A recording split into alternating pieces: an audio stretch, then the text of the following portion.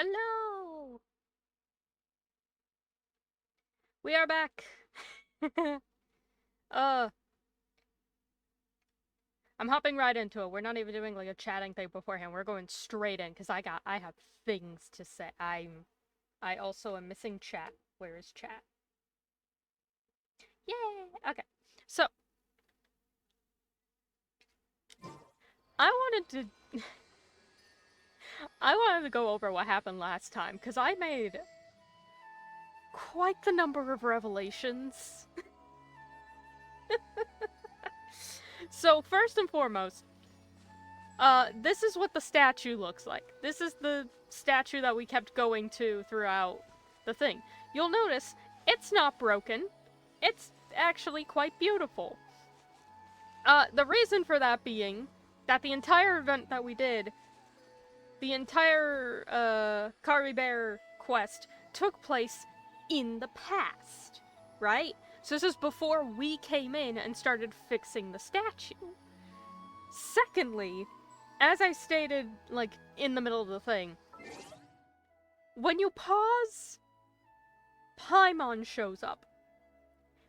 And it makes sense that the game would not let me pause. They were like, you're in immersive story mode. I had never seen that before. I was like, what the fuck is this? What's immersive story mode?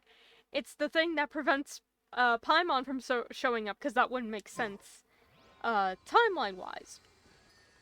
And then the other thing I realized was the mirror. So, the thing is, when the mirror was on the floor, the guy, I can't remember his name, Albury, that's all I'm gonna call him. Fucking Albury man was like, oh my god, it's broken! And Lumine and me were like, well, yeah, it's broken, it already was. No, it wasn't. And that's because we saw that it was broken when we went to the house. You know, over here. In the present, we walked in with Paimon and Dane, and where's anything? Oh, there it is. With Paimon and Dane, and we found the broken mirror.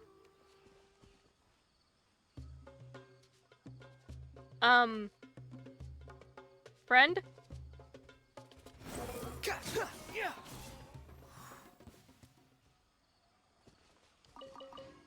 Alright. Anyway.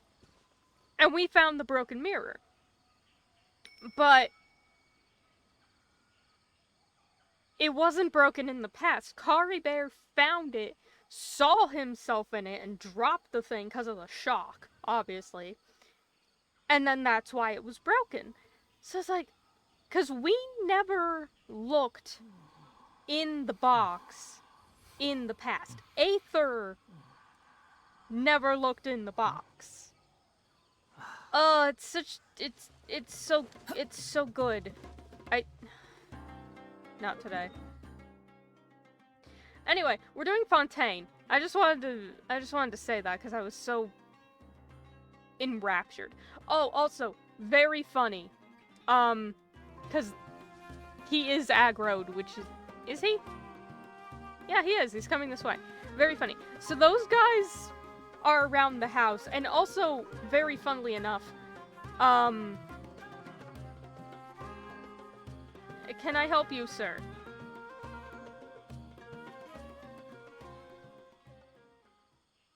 Apparently not. Anyway, I left Riku in that house after we finished the quest, and, so, you know, I opened the game like 2-3 days later. There are apparently 3 mushroom boars inside of the house. So immediately Riku got hit by one of them, and then they despawned because they were running around in a panic. And then all of these guys tried attacking Riku. Relax. Through the walls. because they couldn't get in. The leaves were impenetrable. And Ivy can attest to this. If you were to ask, legit, I cranked up the volume of the game.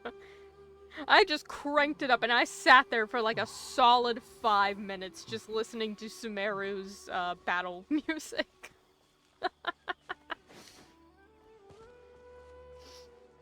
So anyway, we're gonna do Fontaine.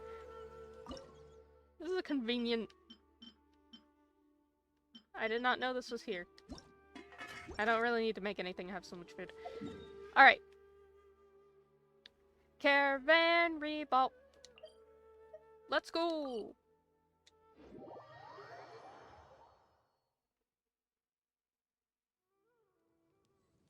And now we take 2 steps. Okay, let me get a little further than 2 steps. That's a miracle. Caravan Rebot. Now let Paimon think. What were we up to the first time we came here? Legitimately, I cannot remember. Oh, Paimon remembers.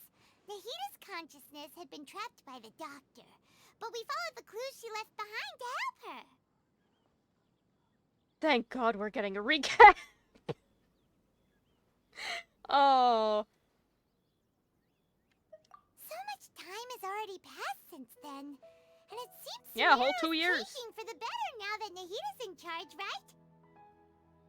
Paimon just hopes this peace will last a long time, and then Nahita won't have any more new problems to deal with. Yeah, it is to say, anytime we're around, shit happens. Yeah, guess you're right. We somehow always find ourselves right in the thick of it. Who knows what will happen next? We'll go to court. Come to think of it, maybe it's all because of you. Maybe you're just a magnet for trouble. Oh yeah, blame it on me, thanks. Huh? Me? Before Paimon ran into you, Paimon never ran into any trouble. At most, when she was super tired, Paimon got caught in some strange whirlpool and sucked out into sea. And even then, you fished Paimon out. Anyway, for Nahita's sake, maybe we should think about heading to our next destination for now. Yeah, we are indeed gluttons for punishment. Wait, I mean, you gotta think about it. We're going to a whole new nation. We know what happens when we go to a new nation. Also, I don't know if you were here. I talked about how, I opened the game in the house and you and me just jammed to, Sumeru battle music for like 5 minutes. Peak track, Sumeru. Ah, look who it is. Running into you in a place like this? I can see you two still love wandering around. Dia! Oh, it's Dia! Since when are we just wandering around? We're usually taking care of some serious business. Even though it may have nothing to do with our journey. That's the whole game, babe. That's the whole fucking game. But never mind that. What brings you here? I just finished a commission in the desert for a usual client of mine. Nothing too interesting. Just escorting a shipment of goods. I'm on my way to report back. That's when I saw you two all the way over there, chatting away. What were you two talking about anyway? We have to go to court, Dia. We knew you well. Oh no. You serious?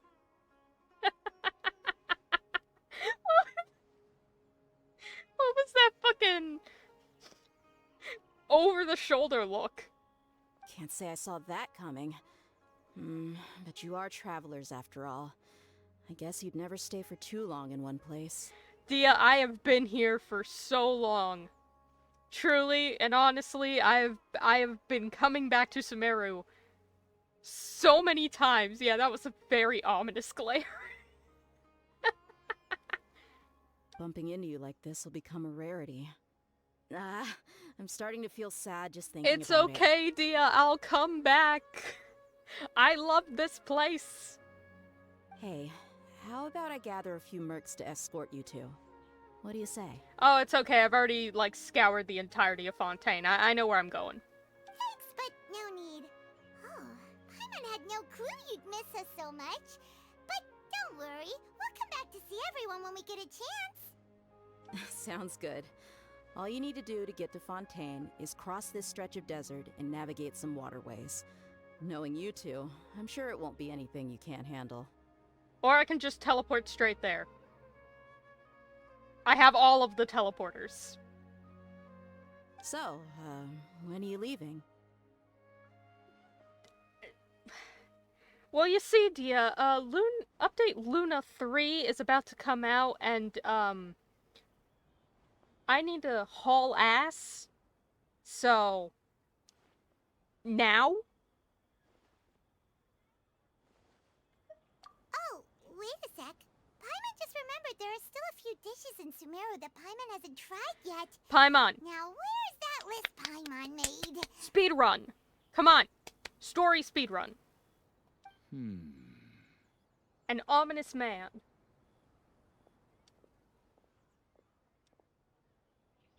I see. Guess you won't be needing a going away party or anything. It's sad enough to see you go like this. Dia. You can't sneak in if I catch you doing it. You can't sneak in if I catch you. Sup, buddy? Welcome to the stream.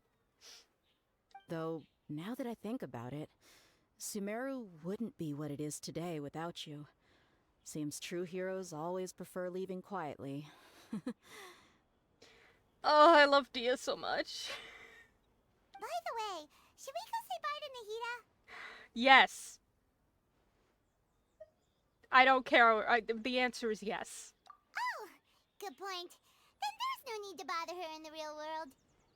Ugh. Then, I guess this is goodbye for now, Traveler in Paimon. Whether as a client or a friend, you're always welcome to come find me. Dia! Goodbye, Dia. Bye-bye, Sumeru. Bye-bye until tomorrow when I come back, because I also need to speed run an event. It's gonna be a very short, very short goodbye. Oh! Hi, welcome to Fontaine.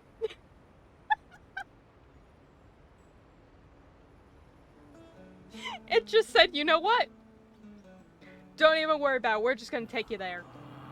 Save you the trip. Relax.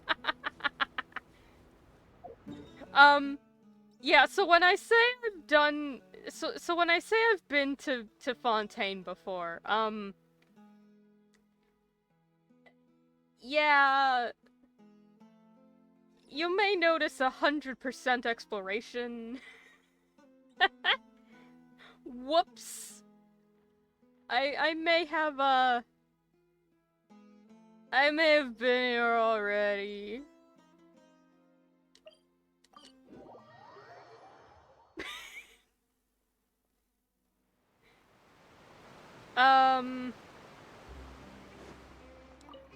The only thing is... Are we at the top? I think we're at the top. I think we need to be at the bottom. I'm not even gonna bother with the lift. The lift is too slow.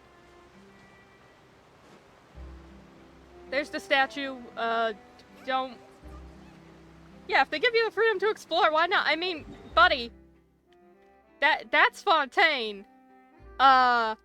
Here's a section of Natlin. I haven't done most of it, but here's a section. I cleared this entire area for an event. And, because I need to farm for Durin, I actually already farmed everything for him. Except for a new boss that I think is gonna be added next update. So, so here's Nod Karai.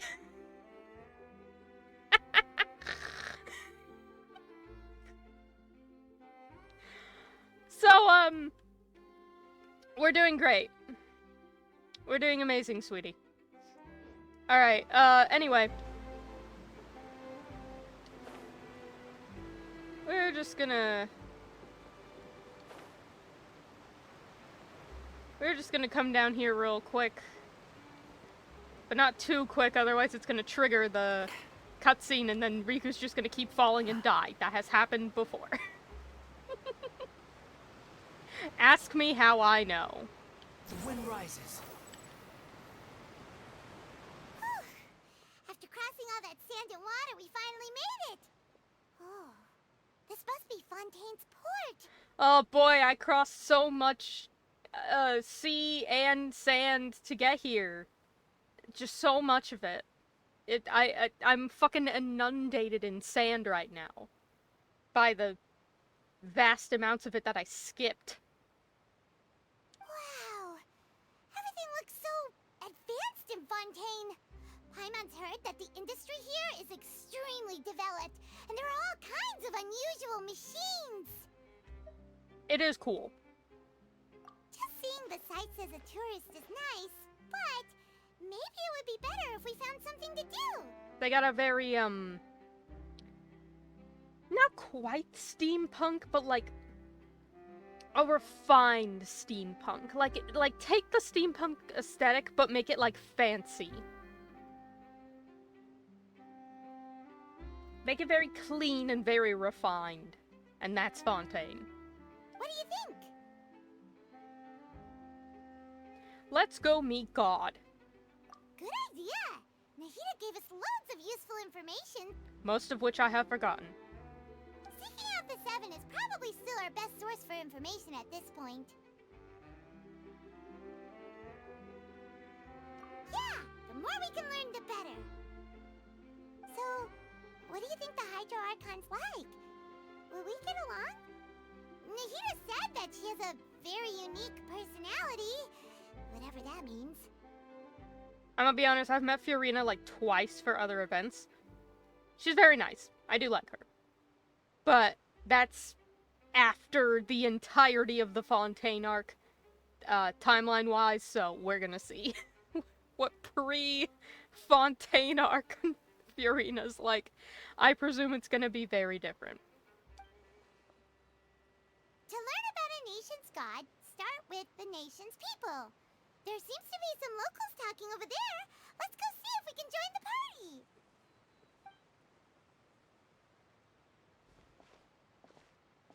party. If you ask me, it's a tragedy how things ended for him.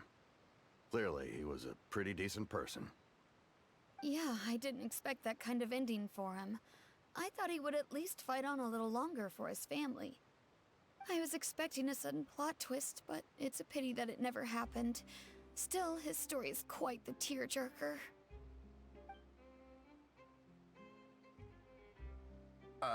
Excuse me. Can I help you two? I couldn't help but notice you standing here listening. I couldn't notice Lynette just standing there listening. What is she's just chilling in the back. Lynette, you good? You good, hon? Do you want juice box? You want some snacks? Why is she just standing there? Hi. We're travelers new to Fontaine, and we had something we wanted to ask, but you seem to be really busy talking about some kind of play, so we didn't want to interrupt. Play? Oh, no. We're talking about something that really happened. In fact, it's a case that was just heard a few days ago. Okay, so this is the thing about Fontaine. It's just Ace Attorney. Like, y'all know how in Ace Attorney all of the trials are just like insanity, and you got the people in the jury like making an uproar at certain points in the thing. It's basically that. They play court cases like a play. Ace Attorney is real, and it's in Fontaine.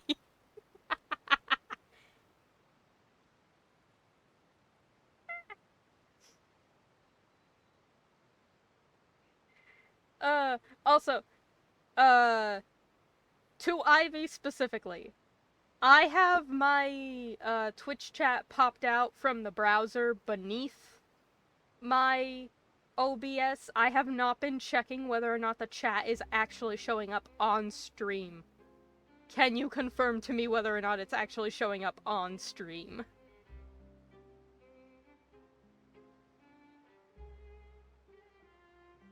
Okay, there it is, yes. Alright, we're good. Make sure nothing's fucking broken. With a delay. Yeah, well, there's always a delay. It's just how it works, latency and shit. It's just because the on-stream chat is further away on my screen than the other chat, and, like, it only lasts 15 seconds. I can't see it sometimes. But it has broken before. I'm glad it's not. Anyway, Ace Attorney is real. Really? Like, a real trial? But the way you were talking about it and the words you used just now made it sound like some kind of story. Yeah, someone's life story, which is now over, because he's probably dead. Well, good tales are often based on true stories, aren't they? And what you see in reality may also be someone deliberately putting on an act while harboring ulterior motives. Whether something is true or not simply isn't that important. The main thing is whether the story being acted out on the stage is splendid enough. We don't care if you're a mass murderer or just an absolutely horrible person who just did the worst possible imaginable things. Did you do it creatively enough? Were you entertaining enough? Was piecing together the evidence, dramatic enough? Like, buddy, if you're gonna go on trial, you know, at least be stylish about it. God. Oh, but it looks like you're not from around here. You probably don't know that the Fontaine Court of Justice is called the Opera Epiclese, or more commonly known as just the Opera House. Yeah. Yeah, it's... yeah.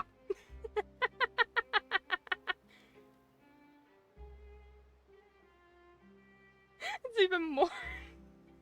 It is more brutal than Ace Attorney, yeah. But no, literally, to them it's a fucking play. It's an opera. This is their entertainment. Alright? You buy, like, tickets and shit to see these trials.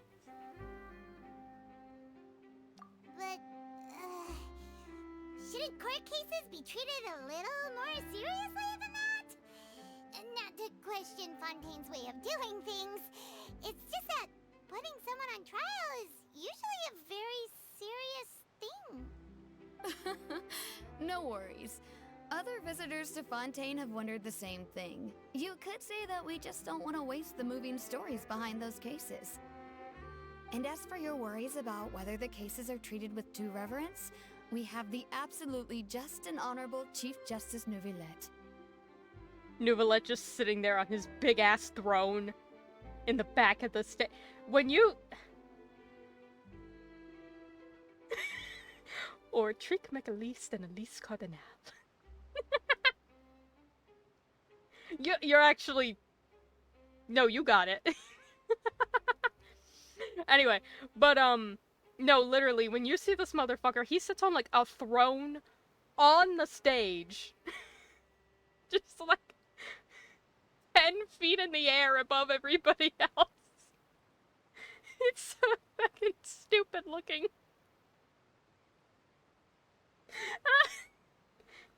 Oh.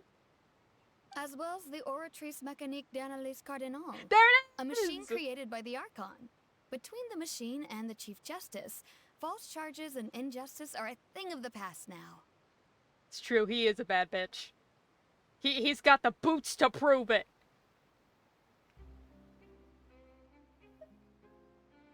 Oratrice? Is it some kind of machine, too? Oh, Paimon's curious. We should check it out if we get the chance. Wait, Paimon almost forgot to ask you our question. Do you know what we should do if we want to meet the Hydro Archon? Oh, that's easy. just go to the Opera House. Lady Farina practically lives there. You could definitely say it's her biggest passion. Okay, you know how I said where Nouvellette sits is funny? It's even fucking funnier where Farina sits. Cause she's got like a balcony. Fucking 30 feet up in the air over like everything. But what's funny is, because I've been inside of the Opera House before, because again, yeah, she is tiny. She's like Looming's height. She's one of the tall people. No, she's one of the short people, okay? And she's like 30 fucking feet up in the air on a balcony. And what's funny is, if you go up and stand on that balcony, the actual balcony area juts out so far that if you actually sit in her chair and look down to like try and see the stage, you can't see shit because the balcony floor is blocking it off.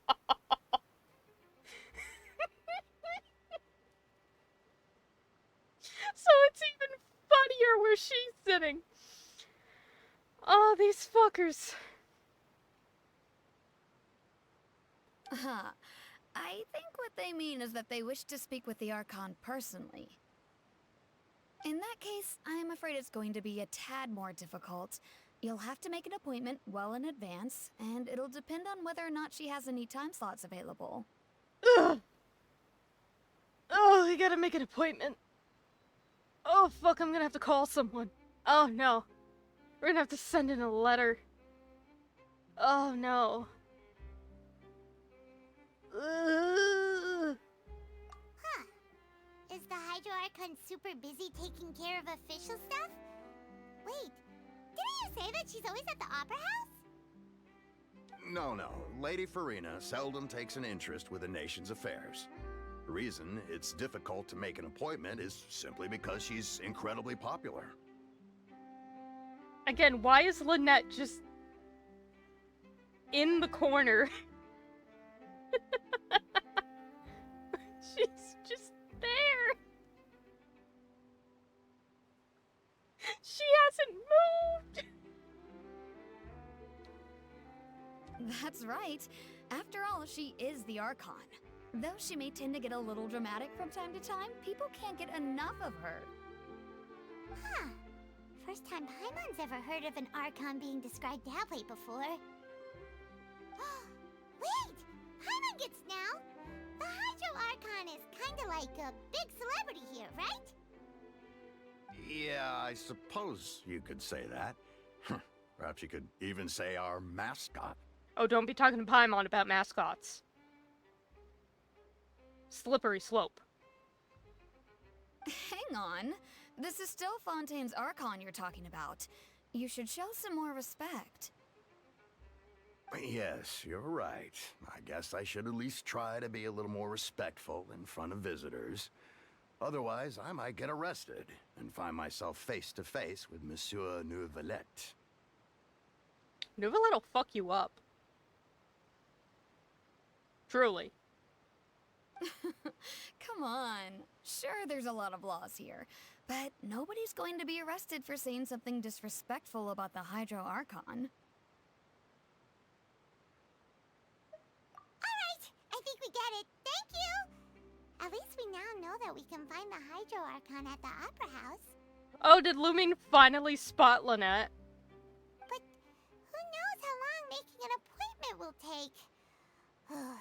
Guess we could have a look around the city in the meantime. Like, she finally looked off to the side and squinted. Hey! What are you looking over there for? Yeah, buddy, she's been standing there this whole conversation.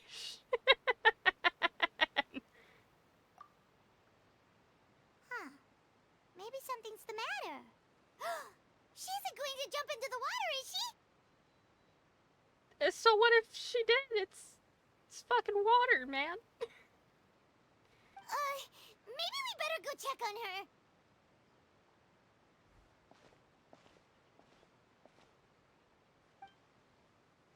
Like, so what if she... Like, motherfucker, the only concern is if she couldn't swim. And I doubt that's the case for most people in Fontaine. Lynette, how you doing, fam? You okay, sweetie? Hello there. Excuse me. Are you alright? Huh? Ah, I'm fine. Thanks. Oh, okay then. We just noticed that you seem to be worried about something. About many things, actually. But there's nothing I can do but just keep my troubles to myself. Yeah, sometimes you just. I was just reminiscing about a place my brother and I would play when we were kids. It was just atop that hill over there. See?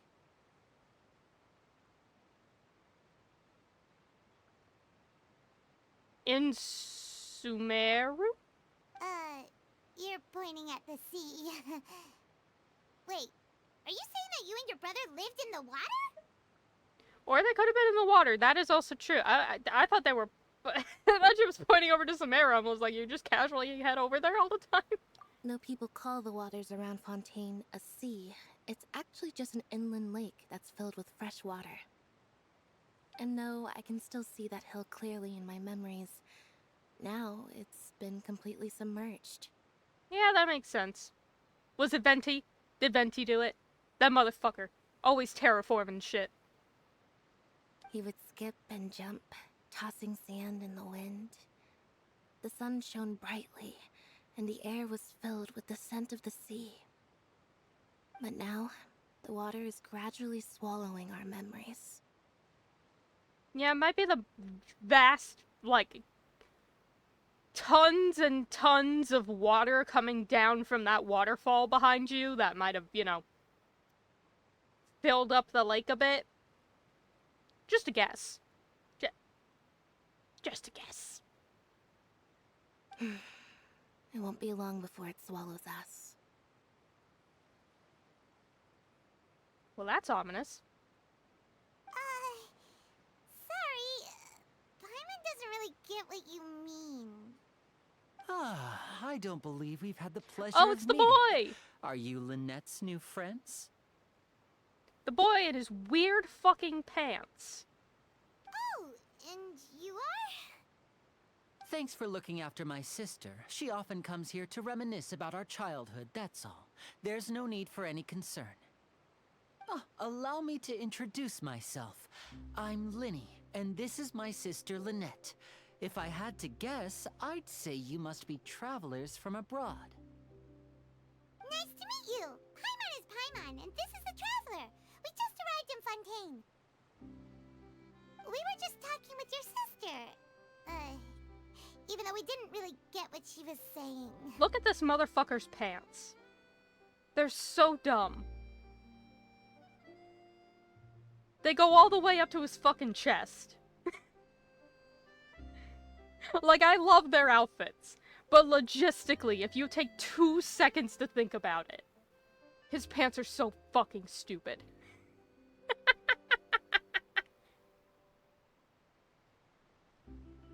Love his outfit.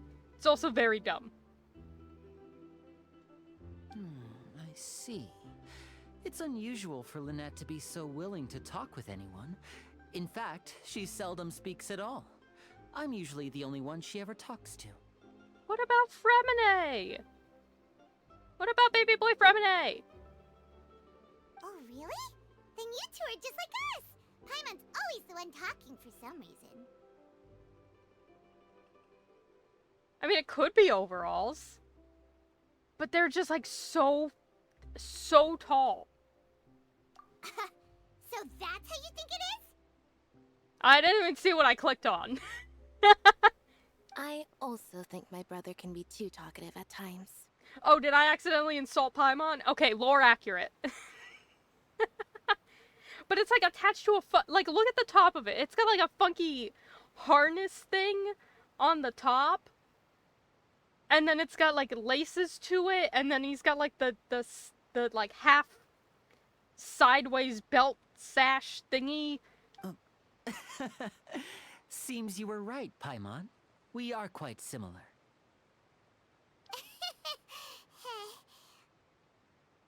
He's like almost wearing a bodysuit. But they just like kind of took a bit off of the top and like down the back. But it's just like the practicality, you know? So, what did Lynette mean just now when she said that the water is engulfing your memories? And that it won't be long before it engulfs you too? Oh, that. It's from a prophecy that's been circulating in Fontaine for some time now.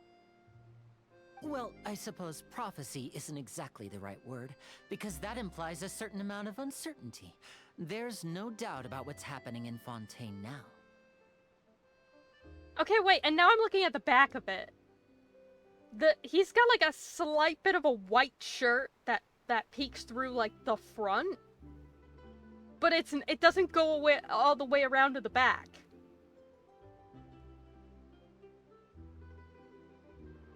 What? I'm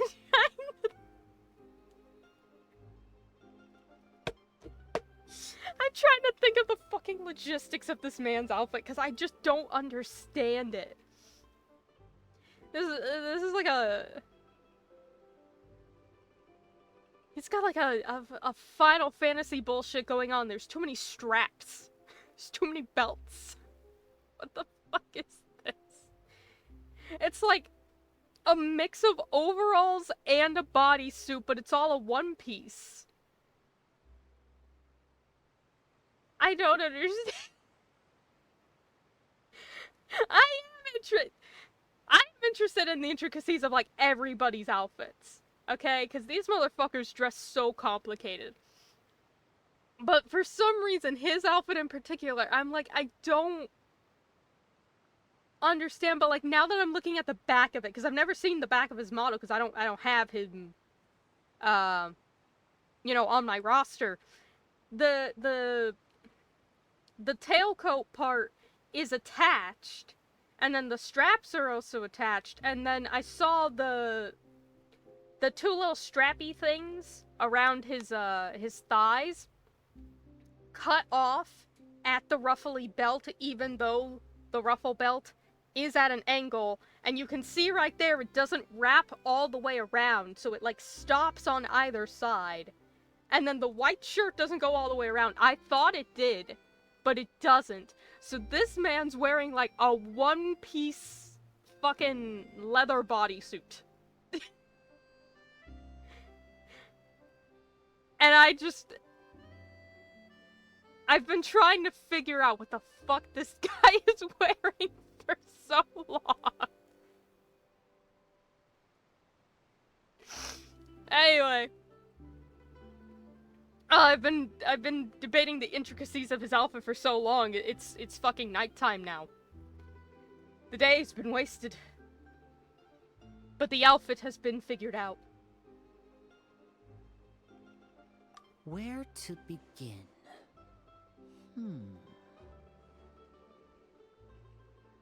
Let's put that question on hold for a moment. We still haven't formally greeted each other yet, have we? Did all the introductions earlier not count? Hello, traveler.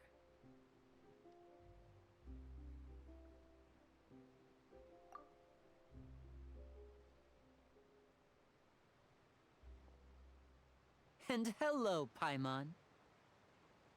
Hey! Why didn't Paimon get a handshake? You're not poking fun at Paimon, are you? Please, don't take offense. Just consider it a sort of etiquette we have here in Fontaine when making new friends. You should remember it. It might prove useful. He's implying something. I know not what, but he's implying something. Oh, alright then. Well, Paimon's just happy to have a local friend now. By the way, we were just getting ready to go to the Opera House to meet the Hydro Archon. Would you be able to show us the way? So you're going to see Lady Farina?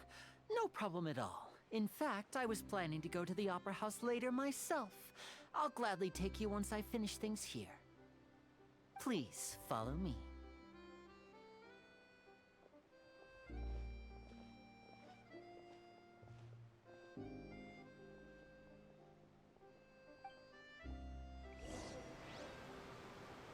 Oh, we're going. Let's go, friends. Also, I gotta say, for as much as his, like, outfit confuses me, love his hat. That's a good hat. Not as good as this hat, though. This is a better hat. Oh no, they took my boy! You said you were going to see Lady Farina? Well, it seems Lady Farina has come to see you. It's the police! Everybody get down! Oh shit, it's chlorine.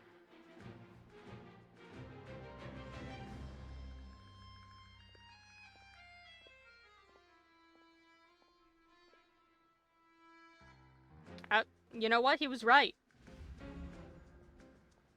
There she is. Huh. So, she's the Hydro Archon? But how did she know we were looking for her? My dear people, rich and poor, those with cup in hand and those with nothing at all, raise your glasses in celebration! If you don't have one, then just raise your hand in lieu.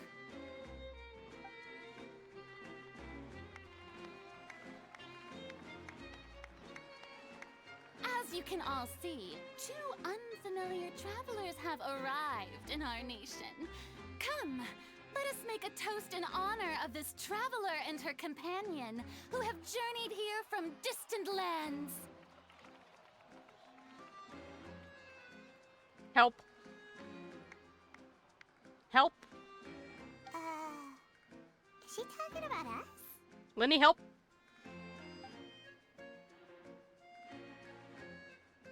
I've long heard of the turmoil and chaos you left in your wake as you visited other nations. But I welcome you nevertheless. No, I have come to receive you personally. Well, that makes her job easier. Fear is for insignificant cowards. I am a god, and I will never entertain the notion of such meaningless wariness. You can be rest assured, I see clearly your sincerity. Okay, well, as long as you see it, I guess. That'll make the process faster. Of course, seeking an audience with me is the most sensible thing to do. It will allow you to truly behold my power and witness my authority. Intelligent people always gather under the correct banner. Man, can we actually hear you from up there? I just realized she's standing so far away and quite a distance up. When she talks, like, softer like that, can we actually even hear her? I, Fosalor, hereby welcome you to the nation of Hydro and acknowledge the value and significance of your trip. Now, you may rejoice in this. What did she say? Fosalor? I've always read it as My brain reads that first part as almost like Falcon. So I've been, like, full course or something. Course? Interesting how you pronounce it. I can't... You're gonna hear me mispronounce a lot of people's names. I'm warning you now. Particularly, some characters whose names, I kind of just don't know how to say in the slightest. To the point where I've made up names for them. So, one of them, for example, is Cloran, I think is how you say her name. She was the lady with purple hair who showed up. I call her Chlorine. There is also Risley, I think is how you say his name. I call him Worcestershire Sauce. And there is also Sidgwin. who I've never actually heard the proper pronunciation for, so I cannot tell you how to say it. Also, by the way, Furina goes by both Furina and... Oh, however the fuck you say that. I'm just gonna call her Furina. Yeah, Paimon still can't believe it. Feels like we've only been here for a few minutes. But the Hydro Archon's entrance was, how should Paimon describe it? A little over the top? Paimon, they treat trials like plays. You think their Archon's not gonna be a little bit theatric? Miss Hydro Archon? How did you know we were coming? Who ratted us out? I see. As Outlanders, you inevitably lack even some of the most basic understanding. Don't forget that even the gods can be divided into the mediocre and the excellent. I suppose it's only natural for you to be awestruck by my abilities. You had best stop and consider. Do you really have the noble qualities and etiquette necessary to communicate with a god? All it takes is a flick of my finger for me to know everything about you. This motherfucker. We found the rat. Strike him down! Whoa, talk about sounding high and mighty.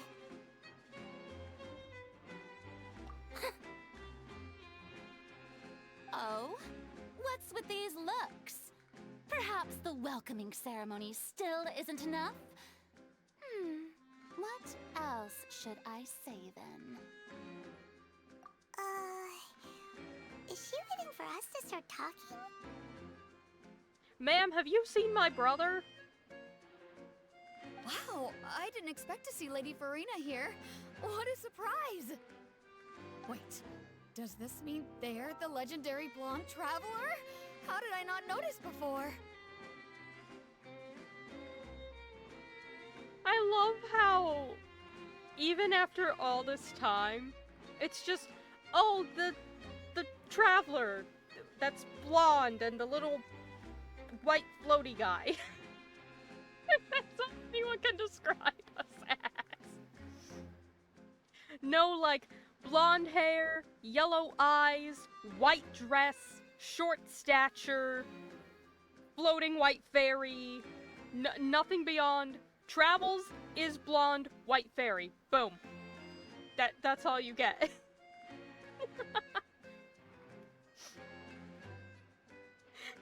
No further descriptors. I just think that's so funny. Hey, what's all the commotion? Oh, is that Lady Farina? Is there some kind of drama going on? Also, this music slaps. The strings, peak. Of course. That's the blonde traveler. The one all those stories are about. Lady Farina came here to personally see her. Oh, I bet this is going to be the duel of the century. Ooh, I've got to see this. I knew Lady Farina would never disappoint. Yes, but don't get too excited now. My dear believers and spectators alike tend to get quite rowdy, and despite the noise, I've come to tolerate all their ruckus. You may consider this my reward to all of you. I have determined that there will be an epic duel between myself and this traveler from another land, just as you were hoping to see. Oh, Riku's gonna beat your ass. Oh, he's gonna beat your ass. Now she wants to fight? Aren't we getting a little ahead of ourselves? Fighting gods! I've got a resume.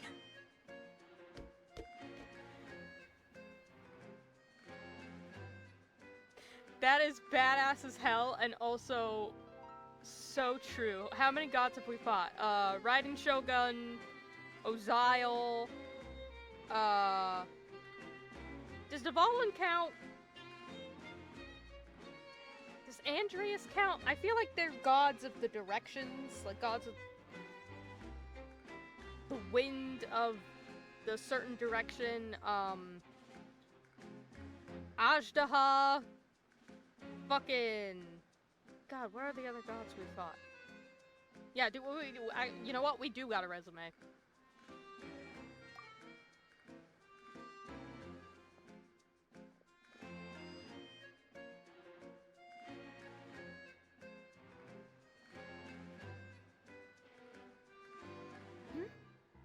Are you not afraid? Might I remind you that this is a duel against the divine? Yeah, I've done it before. Let's get this over with. What are you trying to do, Traveler? Provoking a god in front of her people? Stand down, Clorend. I admire her bravery. Few have the courage to draw their sword against a god. She is obviously a true warrior. Unfortunately, people nowadays only crave to be thrilled, and a mere duel will not slake their thirst for excitement. Huh. Yeah, she's right. Just a duel wouldn't be all that interesting. They're so easily fucking swayed. On Araneus, criminals are always requesting duels to defend their honor. I'm getting a bit old, to tell the truth. You see, then, as the god of justice, I shall face this traveler in another kind of duel. A duel in court! Fuck yay, Saturday! Whoa, all right! Now that'll be worth seeing! Time to be an attorney! Right. This is Fontaine, after all. With such a grand opera house, it would be a pity not to use it. Why do you care so much about the crowd's reactions? Seems you've spent a little too much time in the opera house. Besides, how exactly do you plan to have a duel in court? You mean you're going to put us on trial?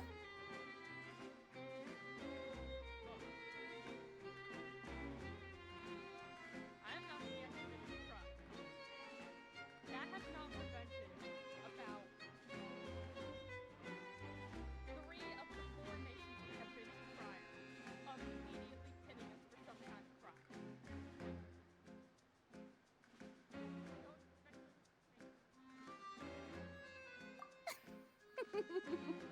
Oh, we have reason to put you on trial. It's obvious, isn't it? According to Fontaine law, no one is permitted to release any flying objects within Fontaine city limits during the first 3 days of each month. You are clearly guilty of violating this law, no?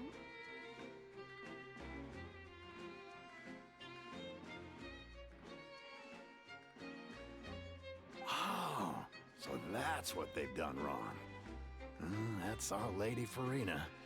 No one knows the laws of Fontaine like she does. You call that obvious? What kind of law is that? Wait, flying object? You mean Paimon?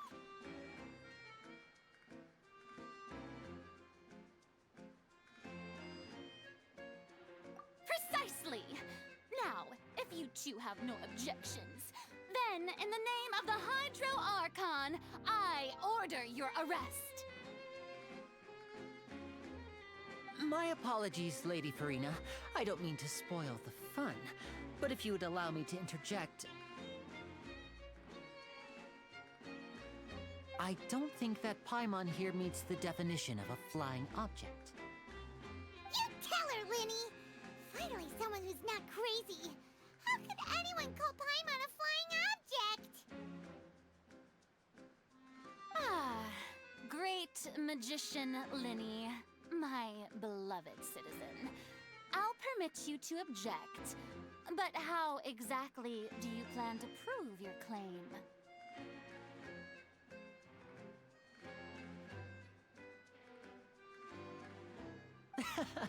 As a magician who just rained on your parade, I naturally should shoulder the responsibility of saving the show. So, with such an audience gathered here, allow me to perform a trick for everyone.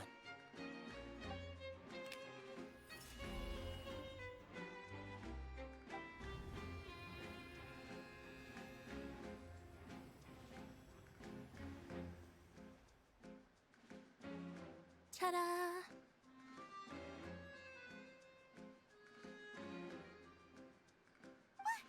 What's that on Paimon's back? Hey, when did Winnie do that?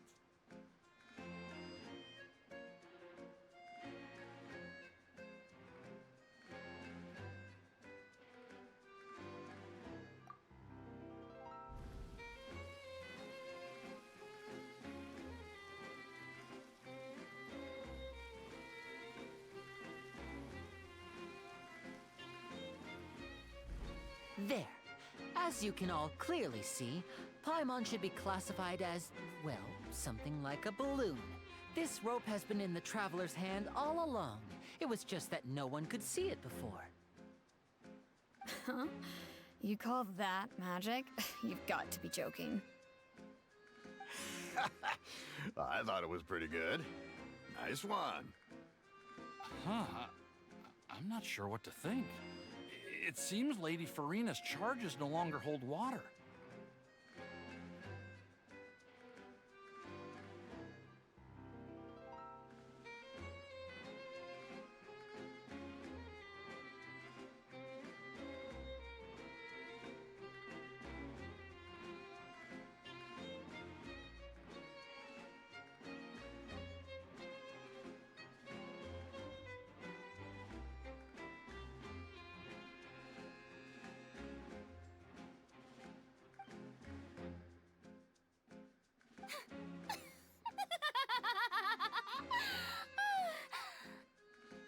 Amusing.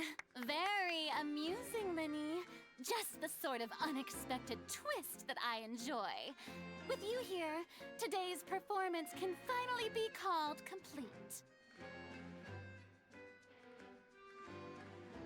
Performance? You see all this as a performance?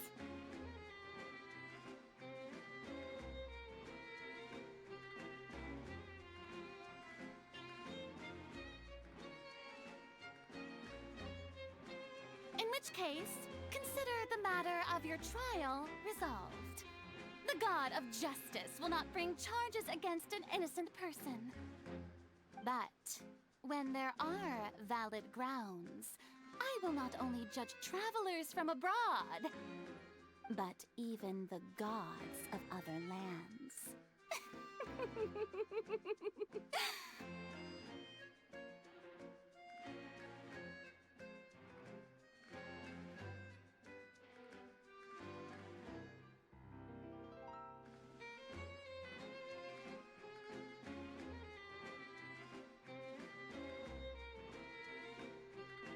I look forward to seeing your upcoming performance at the Opera House, Mr. Linny and Miss Lynette. That's enough for now. Toodaloo!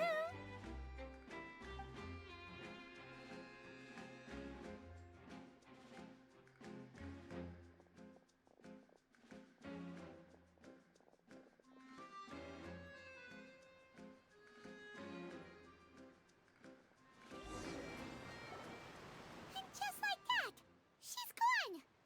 Well, that's the most unpredictable Archon Paimon's ever seen. He never even had a chance to ask her anything. But that's a problem for future Paimon. That whole scene just now was really...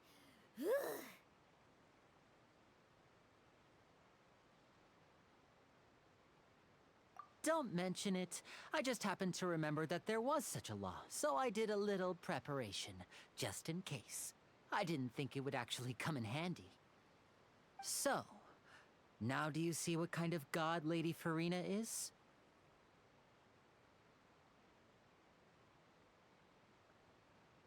She can be a bit confusing at times, but she is still amenable to reason. Anyway, Paimon had no idea you were a magician, Linny. It sounded like you'll be performing at the Opera House, right? I just know a few simple tricks I use to make a living. Lynette is my assistant.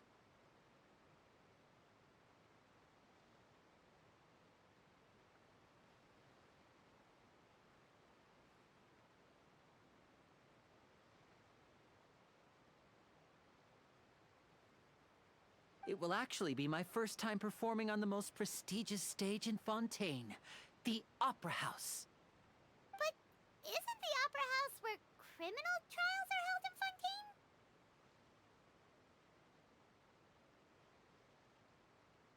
Fontaine? When there are no public trials being held, the Opera House hosts a variety of other performances. To the people of Fontaine, the line between a trial and a performance can be a little blurred. And speaking of performances, I would be remiss to forego this opportunity gifted by fate.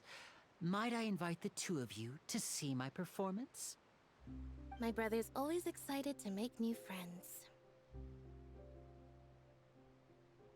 Oh, sure. We don't really have anything to do now, and we wanted to go to the Opera House anyway. Splendid. In that case, why don't we go together? I'll show you the way. I just have something to take care of first.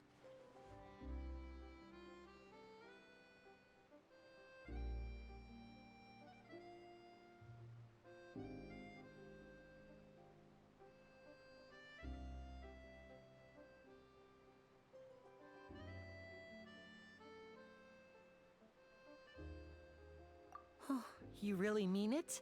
Then I'll take you up on your offer. This is a magical item known as a magic pocket. Perhaps you can help me distribute them to the people here.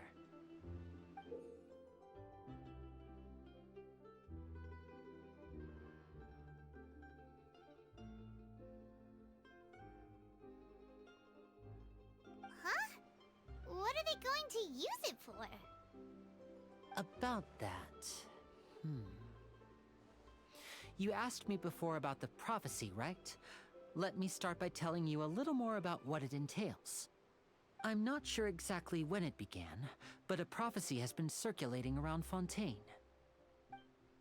It says that every person in Fontaine is born with sin. No matter how the nation of justice holds trial after trial, this sin cannot be absolved.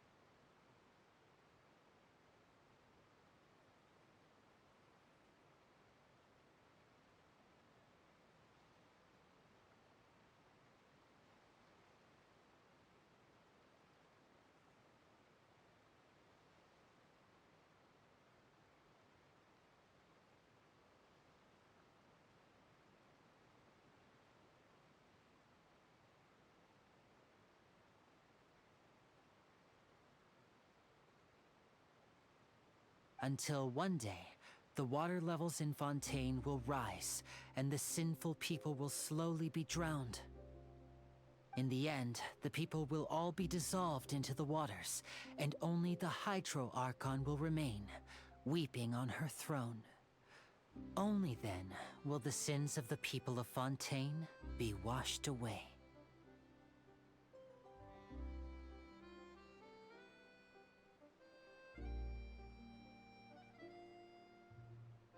That sounds pretty gloomy. Why are people in Fontaine born with sin? What is that supposed to mean? There are lots of guesses. Some say that the ancestors of Fontaine stole the power of the seas and stirred its wrath. Others say that the people of Fontaine never heeded the first Hydro Archon's warnings and offended Celestia. But here in Fontaine, evidence is what matters. There hasn't been concrete evidence for any of these claims, so they can only be regarded as conjecture. If even the people in Fontaine don't know what sin they committed, wouldn't it be better just to ignore the prophecy completely?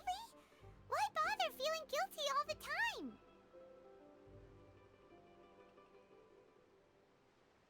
That's exactly what the people did at first. But in the last few years, the water levels in Fontaine have actually started rising. Many places have already been completely submerged. and now lie beneath the sea. Many people carry on with their lives as before and shrug it off as a natural phenomenon. But my family and I think that the people of Fontaine shouldn't ignore the possibility, which would end up sentencing them to death. We hope that at least the people who reside near the waterfront can move away before it's too late. So, we've started distributing magic pockets to them. As a magical item, these magic pockets have astonishing capacity. I'm sure they will come in handy when people are moving their belongings.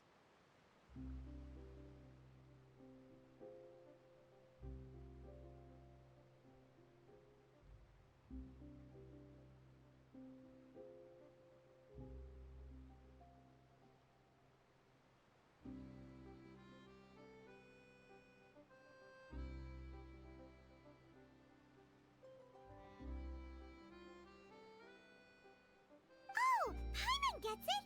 It's like preparing for a rainy day! But this is more than a bit of rain. Perhaps only absolute power could ever contend with such a catastrophe. But who knows? We're just tiny specks in the grand scheme of things. Now, if you'd like to help, then please give these magic pockets to anyone nearby. Be sure to convince them to take it, regardless of what they say.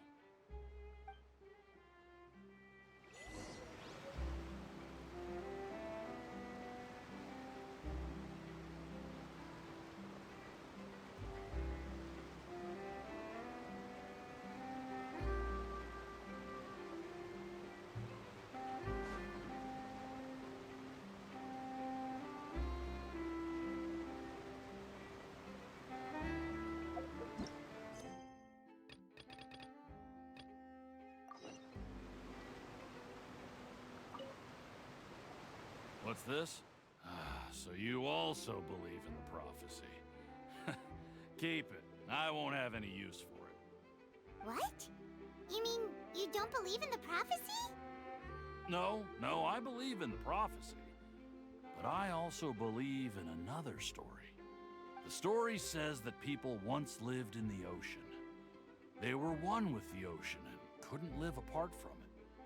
But as time wore on, people desired to live on land and developed blood vessels, encapsulating the sea within their bodies. Thus could people set foot on land.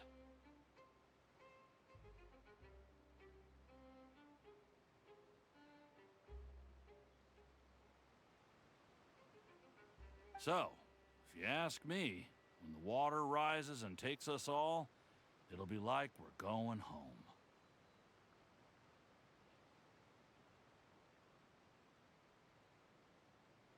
Oh, we hadn't heard that one before. But people can't live underwater. They'll die. You should probably still take it. All right, I'll take it. I guess I just feel that being dissolved into the water doesn't necessarily mean death.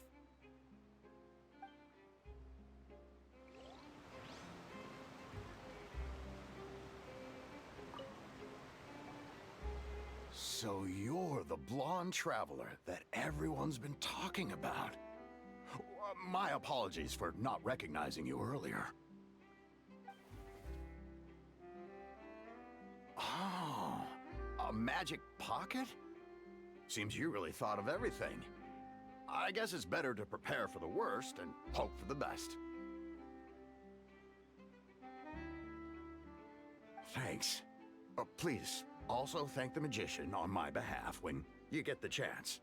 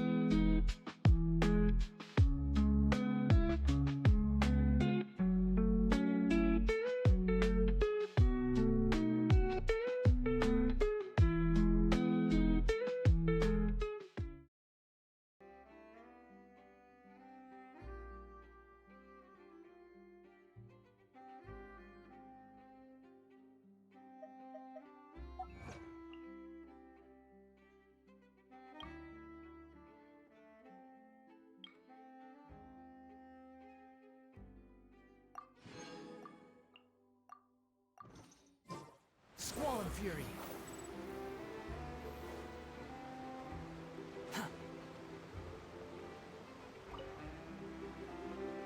Huh? I don't want that thing. Way I see it, if the prophecy's true, it's still gonna be a long time before the water can cover everything. Life is all about living in the moment. What use is there in worrying about the future all the time? We'll cross that bridge when we get to it. You should still take it. You never know when it'll come in handy. Oh, all right, fine. Thanks. It's just that if I start moving, that means I've already given up on the life I have now. I'd really rather not.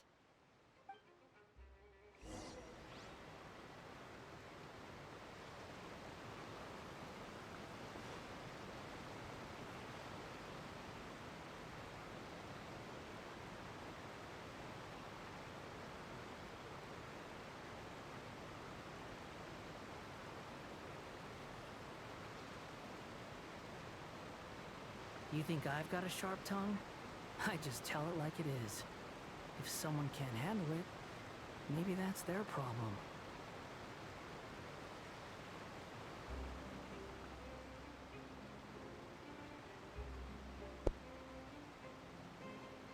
What? Okay, there's my mic. What the fuck, dude? I made 2 jokes! You're telling me you didn't hear either of the jokes? That's I made a joke on the achievement screen about Fontaine, land a court, theater, and drink some fucking water. And then I went, yo, why you gonna complain? It's a free tote bag. You not get either of that. God, what the for? Mean. My technology is being mean. Meh. Where the fuck is Lenny? Well, I'm glad I caught that now at least. Oh, there he is. Oh, you already handed out all of the magic pockets? That was fast. So, what did people have to say? I bet you heard some, interesting opinions. I don't know why it hurts me so. I go get water and go to the bathroom, it turns off my mic. I try to play Genshin, it crashes my computer. I try to close a game, it crashes my computer. Why does the stream hurt me? It won't let me use half of my stream deck because everything's open in Administrator. Oh, I love you, streams, but alas, you do not love me. Yes, but that will change once disaster strikes. I know they'll change their minds, so it's only right to help them prepare. Is there anything else you need to do before we leave? Yes, one last thing. I have the magic pockets made by a workshop in the court of Fontaine. Since we're out and about, I was thinking about bringing him some more materials. So, you want to collect materials? Just tell us what the materials look like and we'll help. Many hands make light work. And many hands may already have the materials, because I've kind of been everywhere in Fontaine already. Oh, that would be much appreciated. We'll need some Romaritime flowers. I remember seeing them near the waterfront on the east side of the harbor. Yeah, the many hands probably have that already.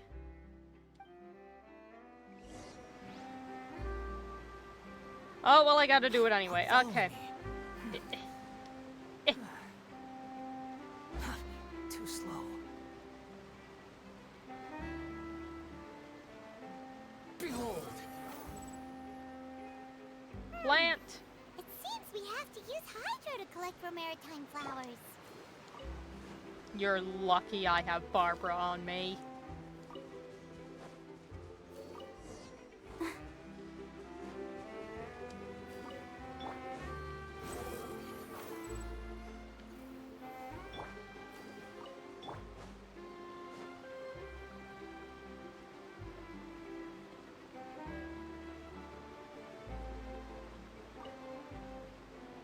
You made quick work of that. I can tell you're an experienced traveler. I've also finished collecting a few here. I can tell you're experienced. You already had a Hydro character in your party. Maybe next time you'll feel like helping too, Lynette. She just fucking stood there. No way. I'm in power-saving mode today. Otherwise, I fear I may not have any energy left for the performance at the Opera House. Mood. Fine. Though the performance is still a long way off. Now that we're finished here, we should get ready to head back to the court of Fontaine. So, we're going to the court of Fontaine before we head to the Opera House? Good. Paimon wants a tour of Fontaine's largest city and try... Goodbye. We're just going. Wait, shh. Have you noticed that person over there? The young girl. What, is she a pickpocket? Huh? What's wrong with her? Paimon didn't notice anything. She's obviously a thief. Oh my god, I'm right. Magicians and thieves practice similar methods. We divert attention, and a distracted audience is one that won't discover what you're really doing. Oh my god. Because Fontaine is France. We've been here for a fucking hour, and people are already getting pickpocketed.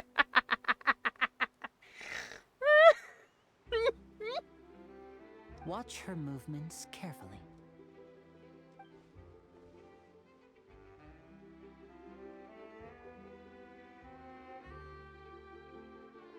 Oh, he's right! Only been in France for an hour. We've already seen a pickpocket. Shh, keep your voice down. We need to think of a way to catch her, but it seems she's very alert. Perhaps we should split up. You two can ride the lift over there and wait up top. I bet that'll be her escape route if she tries to run. Yeah, no problem, fam. All right, let's go. Although it might take a while, the lift is notoriously slow.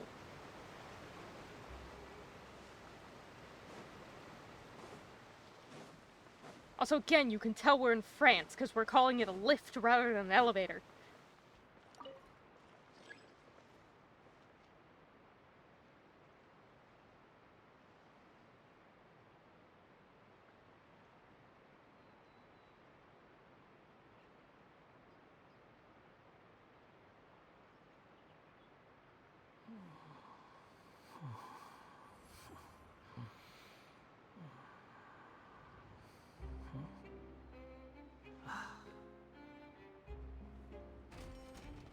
Riveting gameplay!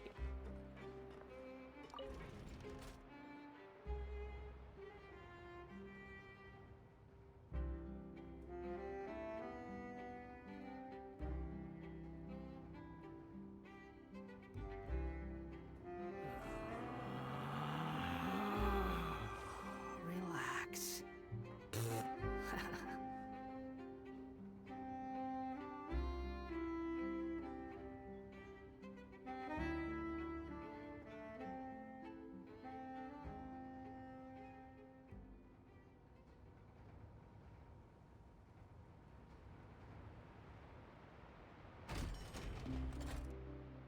And I hope you all enjoyed the elevator segment of the stream today. It's probably the best part. We have to go out the backside.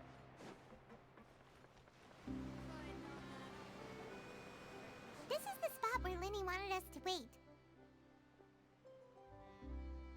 Oh, look! Isn't that her?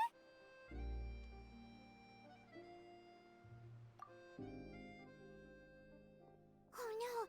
Did she notice us? She started running the other direction! Gee, I wonder how she could have possibly noticed us. It's almost like we pointed directly at her, spoke in a very high volume, and said, "Oh my god, it's her! We should try and stop her." Truly, I don't know how we could have gotten caught. What should we do? Should we chase her?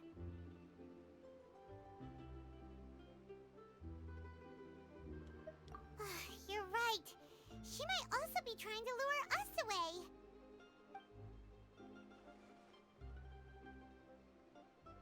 Nothing's happened for a while now. Paimon wonders if Linny caught the thief. Yeah, let's go.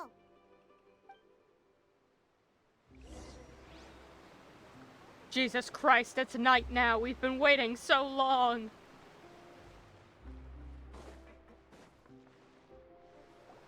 Are you sure that's all she took? You should check to make sure you're not missing anything else.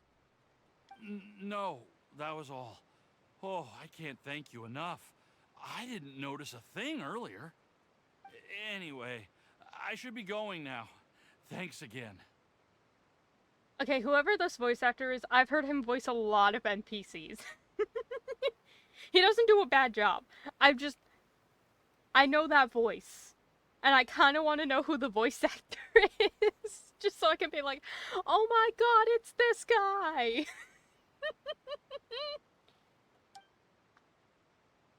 Oh, were you returning what the thief had stolen? That's right. Pity I wasn't able to catch her. She distracted me by dropping the thing she stole on the ground. By the time I looked back, she was already gone. I saw the general direction she went, but Lenny twisted his ankle, and I needed to make sure he was okay. Pain and tragedy. Oh, did you get hurt, Lenny? Did you not hear? I'll be alright. It's just a twisted ankle, that's all. In fact, it's feeling better already. For me, mine be fucking broken. My ankles are shit. If you want to play at being a hero, at least try not to get hurt doing it. Imagine what would happen if you managed to derail our performance as a result. You're right. Sorry, Lynette. I have to admit that the thief was even more skilled than I had anticipated. But at least we were able to get the stolen items back, so it wasn't a complete failure. What a slippery little thief. Guess things turned out all right in the end, though. Lenny's initiative paid off! Huzzah! Initiative! Alright, let's put this little detour behind us. We should go to the court of Fontaine now.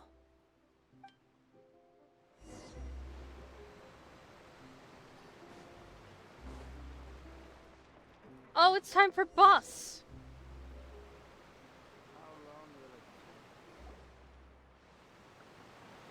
It's time for bus.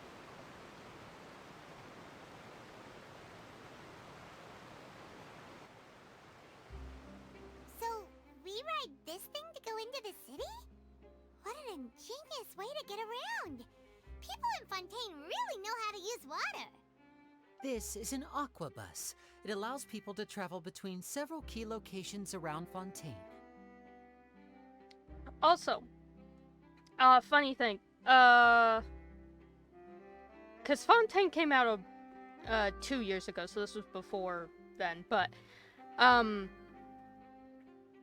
did go to Europe once, and in Italy, there are aqua buses. That's, particularly in Venice, that's how you get around, because there aren't any roads. It's literally built entirely on, a dock, basically. The entirety of Venice is like a huge fucking dock that they put an entire city onto. But to get to most places, a lot of them you can kind of walk to, but there are some areas that are disconnected and you have to take the aqua bus for, and there it's called a vaporetto. So there's your random lesson for the day. That's it, that's all I had to say. The vaporetto! It's pretty convenient, but the ride can become a little dull after a while. The scenery is always the same. That's why it's better to travel with friends.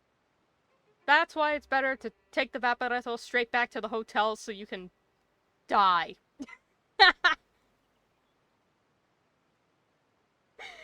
Oh, I can't walk well. So you mean it's still boring even when I'm riding with you? Damn. No, that's not what I meant. It's just that, well, you don't really talk that much. He's been slain. Besides, it doesn't really feel like a real trip when it's just the two of us. It's the same as being at home. Absolutely, dude. Like, actually able to... Don't get me wrong. It's beautiful. walking around as gorgeous, but like the motherfuckers would not slow down. They were like, we got a schedule, we're gonna keep it. They said, that itinerary is like our fucking Bible and we're gonna follow it. And if your legs like nearly break in the process, so be it. And they nearly did. So anyway, I bought a cane in Italy. And there you go. Whatever. Yeah, that's a mood.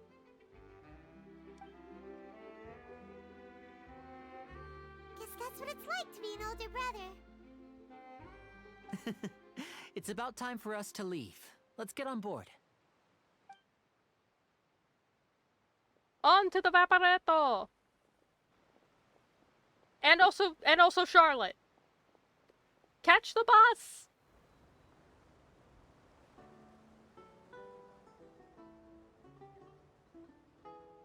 Such a true bus experience. What? Traveler! Paimon! Hello! Charlotte! Yeah, we have met Charlotte. I'd never guessed canonically. I'd bump into you while riding the Aquabus. In the story of my life, this is big news. What are you doing in Fontaine? I didn't hear anything about you paying us a visit. Yeah, it's quite the coincidence, but as travelers, we're always on the move. It's not surprising that nobody knew we were coming. Though we still have no idea how the Hydro Archon knew about us. Oh, let Paimon introduce you to our new friends! Oh, no need for introductions, Paimon. I would recognize the great magician Linny and his assistant Lynette anywhere. I wouldn't be much of a reporter if I didn't know who they were. It's a pleasure to meet you. I'm Charlotte, a reporter for the Steambird. Nice to meet you. From the Steambird, huh? We've often relied on your paper to promote our performances. It's an honor to meet you. Now that everyone knows each other, Fontaine suddenly doesn't feel like such an unfamiliar place. So, what have you been up to lately, Charlotte? Any big news? Not too much. When there isn't any breaking news, I mainly cover the trials at the Opera House. You can still manage to keep readers' attention as long as you tell things from a clever enough angle, even if it's the same old topics. For example, reporting on how a scammer once deceived vulnerable girls into relationships, or how a financial criminal was once so poor that they ate a single piece of bread for 5 days. 5 loaves, 2 fishes. But the loaves is just 1 slice. And there are no fish.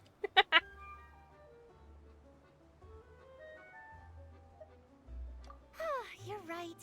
Seems you know me pretty well. What I'm really after is exclusive, sensational news pieces that could shake the country. These smaller stories are a waste of my talents. She's like, I want big news. It's like, motherfucker, where have you been the, like, 3 times we've tried to be arrested in other nations? Oh, I just remembered. I've been following a case lately. Well, a series of cases, actually. You mean the serial disappearances of young women case? Oh no, Jack the Ripper. That's right. These stories are the talk of the town right now, and it's probably the most mysterious case we've ever seen. Actually, I'm gonna laugh if it... I mean, it would be a tragic laugh, but I would laugh if it actually was a take on Jack the Ripper. First with a draft ready to publish when the case is finally cracked, and it's the headline story in the Steambird. Oh, when that happens, I bet all the other reporters will shed tears of envy. I've already gathered all kinds of materials. I just can't wait for the truth to be revealed. So, what is the serial disappearances of young women case? You mean the culprit hasn't been found? That's right. The first missing girl case happened almost 20 years ago. What? Jesus. And ever since, after a period of time, another girl disappears. What the cases have in common is that the girls are all of a similar age, and that they've all vanished without a trace. But the scariest part is that to this day, none of the girls have ever been found. 20 years? Many suspects have been arrested over the years in connection with this case, but shortly after each arrest, another disappearance would always happen. Oh, you can see the Jade Chamber in the back. Yes, it's possible. But either way, I believe that every case has some precise truth behind it, waiting to be exposed. Yes, I agree. And at the very least, the family of those missing girls deserves some sort of explanation. I just imagined for a second what I would do if Lynette were to suddenly disappear. I'd pay any price to get her back, and then find a way to track down the culprit. And then we'd kill him. Please don't imagine that, Lenny.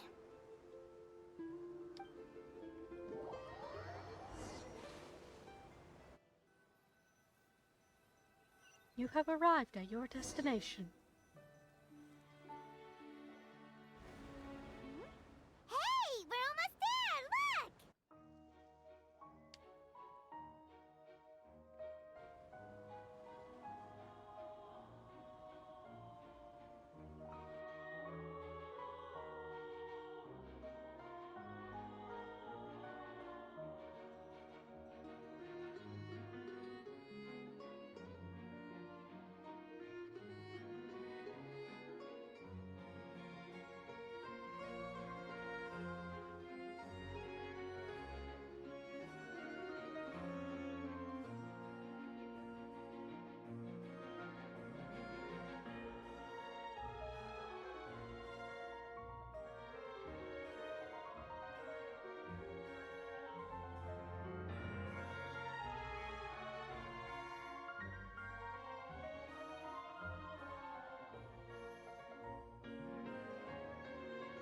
Well, I really enjoyed chatting with you.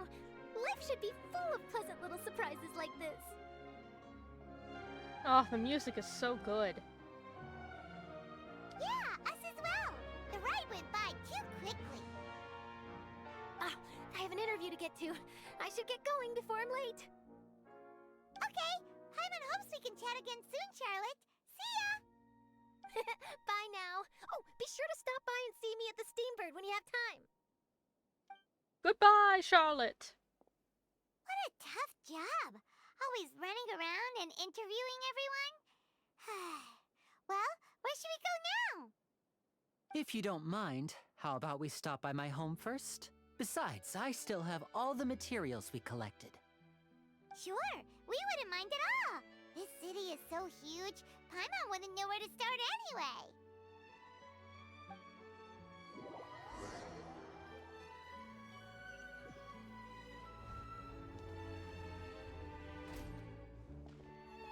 Oh, we're just going.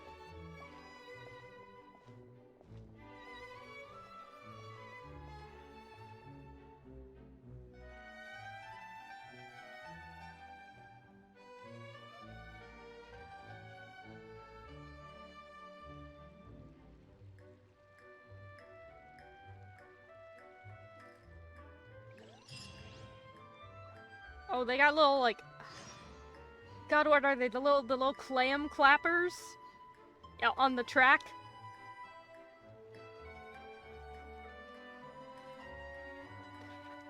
Oh. They got good jams. Anyway, I couldn't, talk too much during the sequence, because the Aqua Bus was actually, a sequential, cutscene. So... if you heard me get cut off by dialogue in game, it's because it would just go ahead. It was on rails. But what I was trying to say is we have met Charlotte canonically in the game. So we met her in an event in Mondstadt that took place probably like 2.5-ish years ago at this point, maybe. And that was like right before Fontaine came out. It was like a TCG event. So we got some lore to the beginning of the TCG game, canonically, in this game. And, we also got to hang out with Kaya, which was great. I miss Kaya. I will say, during the last event, during the last quest, Kaya did show up, and I was very happy about it, but he left so soon. I miss Kaya. I miss Mondstadt. Soon. Not now, but soon. And by soon, I mean, the entirety of Fontaine, probably talking to Dan again. The entirety of Natlan, possibly talking to Dan again. And then Mondstadt. I miss it. Fremine! This is our current abode.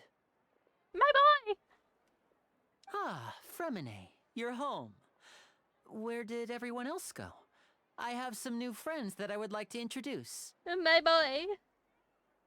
Oh, they all just went out a moment ago. I see. Everyone is getting busier now that Father will be returning soon. I suppose that can't be helped. Allow me to introduce you to my little brother, Fremine. He is a phenomenal diver. Hello. I love you, Fremine. Nice to meet you. Paimon is Paimon, and this is the Traveler. Oh, you sound very proud to have a diver as a brother, Linny. Linny, could you come here for a moment? What is it, Fremine? Do you have something to tell me? Yeah, that's probably why he asked you to come here for a moment. That's how most conversations work. Oh no, we blurred the background. Okay, I see. Is everything all right? Oh, it's nothing. We were just discussing a little housework. Sorry for the interruption. Oh, before I forget, the Traveler and I collected more materials to make magic pockets. Were you able to get any, Fremine? Yes, I went diving and gathered lots of materials. I was about to give them to you. That's our Fremine, always quick with the underwater work. All right, I'll take these to the workshop. Oh no, it's moist! The sky! The sky cries! Oh yeah, Fremine's adorable, I love him.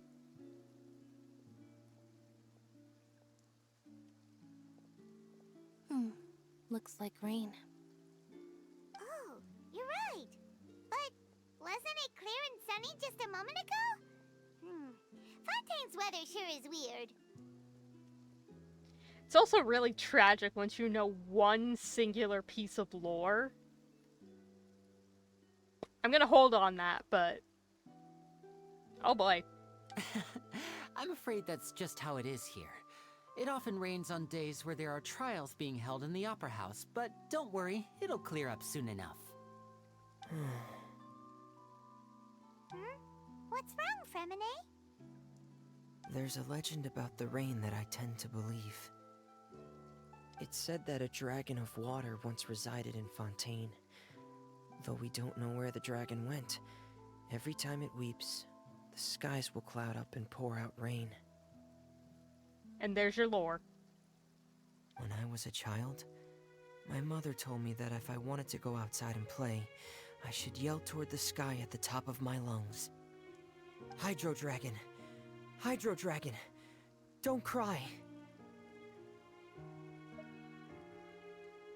If it's an elemental dragon, then having the power to make it rain wouldn't be very unusual. Let Paimon try something. Hydro Dragon, don't cry!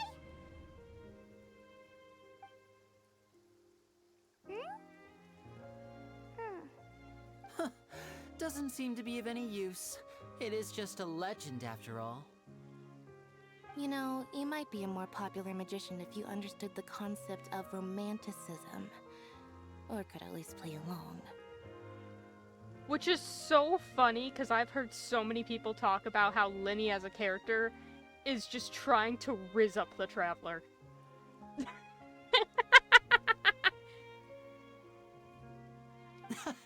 Sorry. It might be because we've never met the Hydro Dragon. Perhaps it can't be comforted by the words of strangers.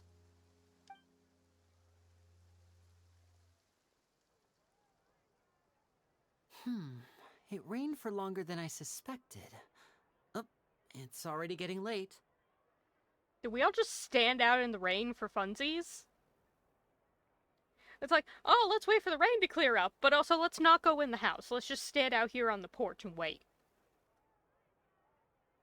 Was there something you needed to do, Linny? Yeah, some preparations for the show at the Opera House. I need to find a way to catch the last aqua bus of the day. On the day of the performance, just ride the aqua bus to the island of Araneus. I'll have Lynette meet you at the fountain in front of the Opera House. Ivy. Oh, are you leaving now? What is it, Fremine? I'm in a hurry. Oh, I get it. You feel nervous delivering the materials for the magic pockets, is that it? Perhaps we could trouble the Traveler to help us take these materials to the Beaumont workshop and deliver them to the owner there? I'm afraid that Fremine can be quite introverted, and the boss there tends to be pretty talkative. Fremine has always been a little afraid of her. Oh, Fremine, you're such a fucking mood.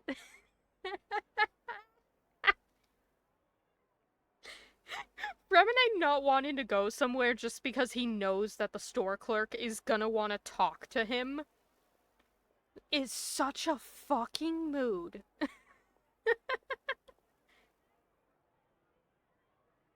trouble at all. Don't worry, we're on the case. Sorry for the inconvenience. I'm quite useless when it comes to such tasks. I'll think of a way to make it up to you. Oh, no need. This will be a walk in the park for us. I'll do it for you, Fremine. I'll do it for you. Thanks again, you two. I really can't deal with that lady. It's okay, Fremine. Pat, pat. We love you. Where the fuck am I going?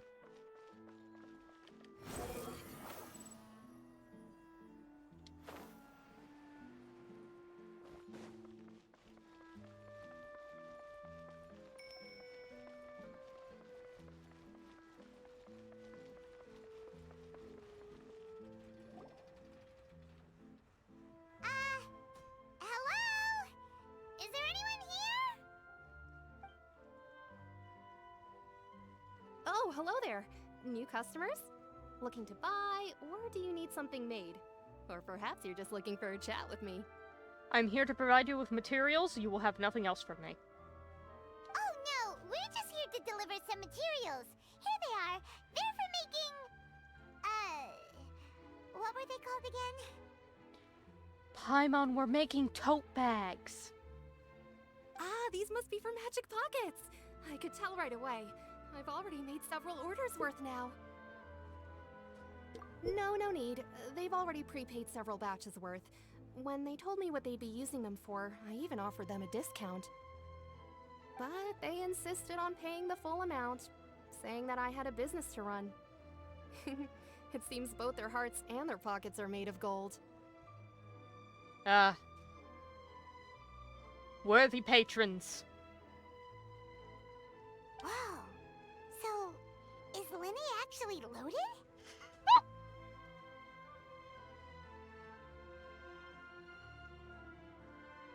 Paimon, I was in the middle of taking a sip of water.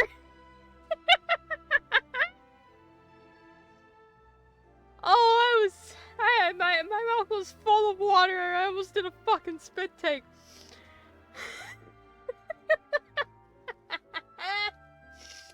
Oh, that's funny as fuck.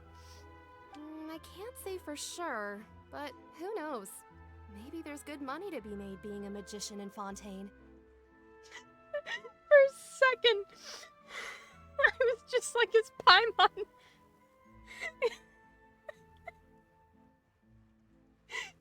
Is Paimon, like, wondering about his money for, like, Lumine's behalf or something? Like, shit, he got money. We can actually afford things. He can get us food. Shit,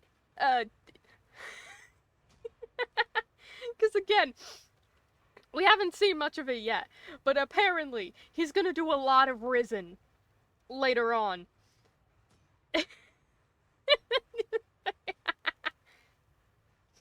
Oh, that's funny as fuck. you use to make stuff here? It looks really advanced. She's obtained the hydraulic press. Oh yeah, I do ship it. I've seen enough of Lumine specifically and Linny content to be like, yeah, I ship it. But I need to see it in action here. But it was just so funny to me where she's like, so he has money, you say? It's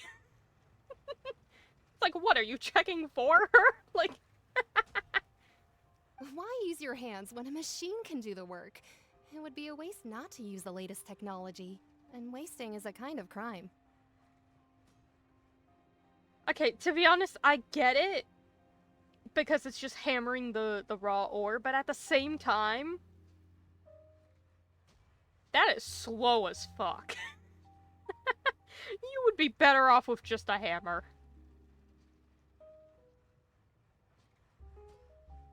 Oh boy.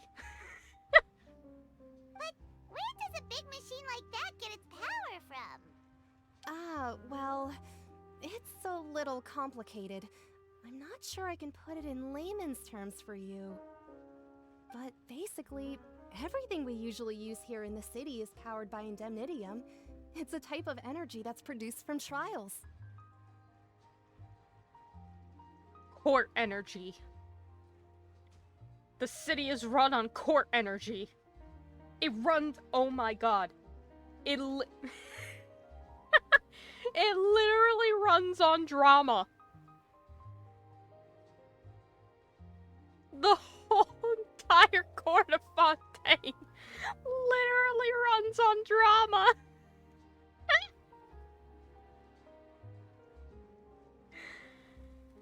Huh? How can trials produce energy?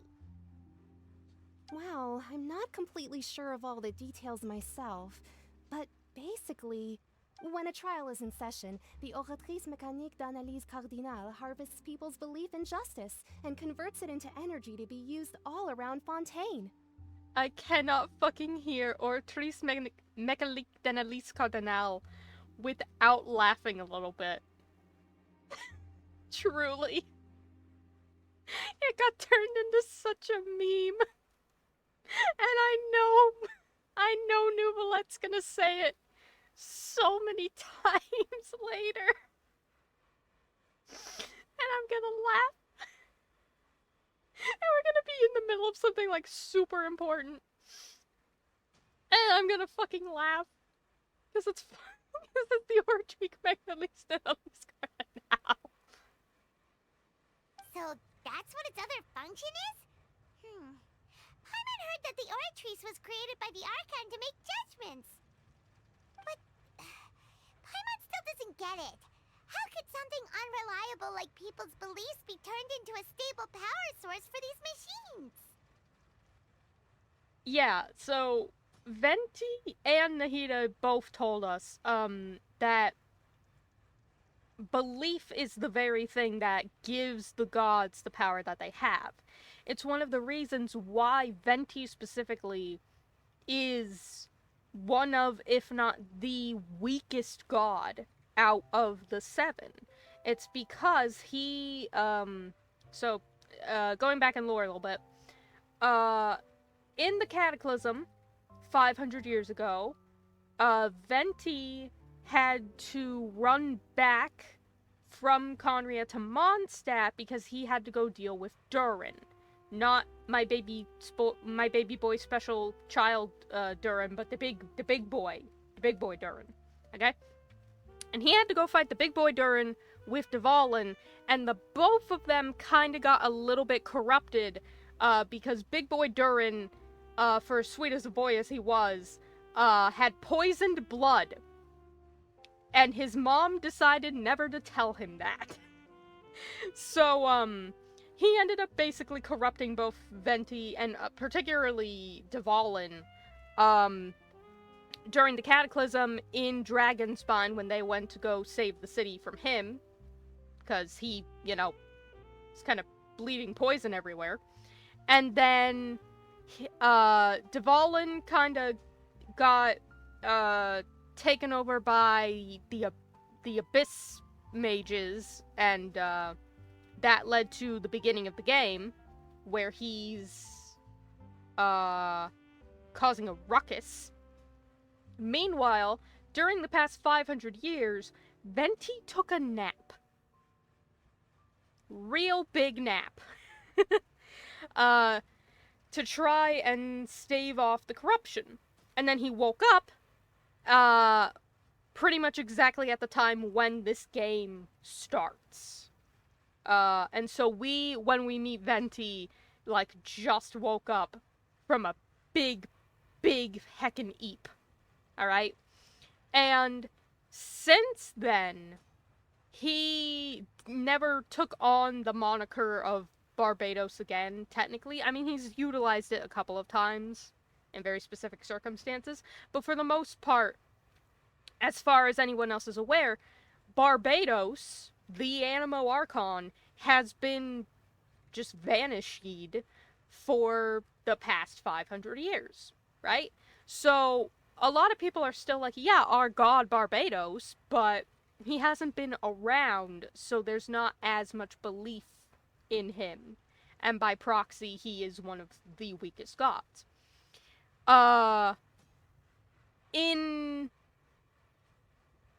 relation to that, Nahida was trapped in a bubble for 500 years. And when she came about, it was after Rukkhadevata died, right? So when Rukkhadevata died and they found Nahida, they were like, oh my god, Rukkhadevata, you're back! And then they realized, oh, this isn't Rukkhadevata. And then they trapped her in the bubble. And they basically went, you are not our god of wisdom, we do not believe in you. And so she also got very, very weak in terms of power, and also she was trapped in the bubble. After the retcon, as far as anyone's aware, Nahida's been the Archon the entire time. And she is now out of the bubble. And, you know, the whole proxy of everything we did in Sumeru changed how people perceived her, and by proxy their belief in her. So now they believe in her quite a lot, which extends her power. So, yeah. There you go. Lore.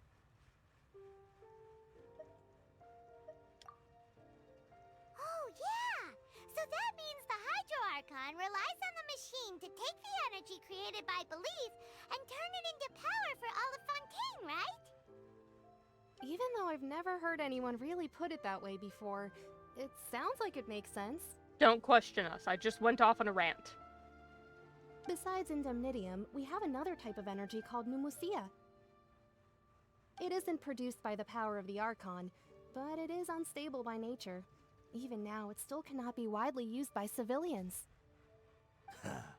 I thought I'd find you hard at work, but here you are chatting the day away. Since you're already talking, I'm sure you wouldn't mind a few words with me. Sir, would you please like to wait until the transaction is finished? Like, you don't want to wait until the customer's already gone, or... You again? Didn't I already promise you that I'd have the more I owe to Confrérie of Cabriere by next month? Why are you hounding me now? Yeah, but how do we know that you won't go running off by the end of this month?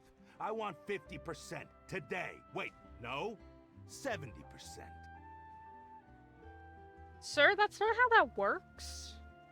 Huh? You... Seems business isn't so great for the workshop. We've already finished our job and delivered the materials. Maybe now's a good time to leave? Yeah, I'm gonna leave. Hey, hold on. Before you go around trying to collect payments, why don't you settle your own debts first? This fucker is everywhere.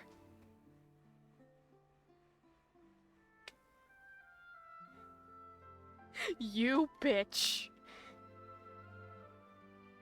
You bitch. He always finds a way. Never keep your eye off him. He gonna come right back. Fucking Mr. Worldwide out here. God damn it. If Confreri of Cabriere wants to poach clients from Northland Bank, that's fine.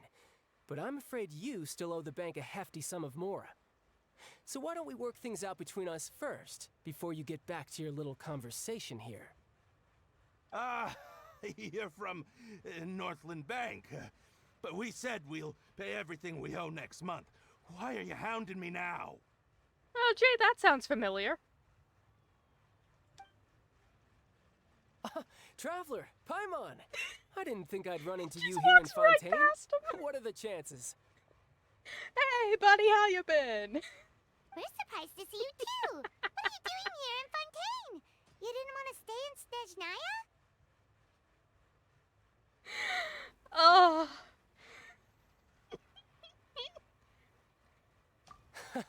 Long story short, I've already been in Fontaine for some time now, and honestly, things have been pretty boring. I love how there's like a whole fucking like three-way money dispute going. Like she owes them money, but they owe him money. There's a triangle of payments needing to be done, and like she's a customer of the bank, so technically, you know. And then he just like takes one look across the hall and was like, "Yo, shit, Lumine! Been a while. Haven't seen you in fucking forever. How you been?" This bitch. And when I say he's everywhere, I mean he's everywhere. Okay? This motherfucker we ran into in Liyue. We did not run into him in Izuna. No. Nope, that's a lie. We did. We did.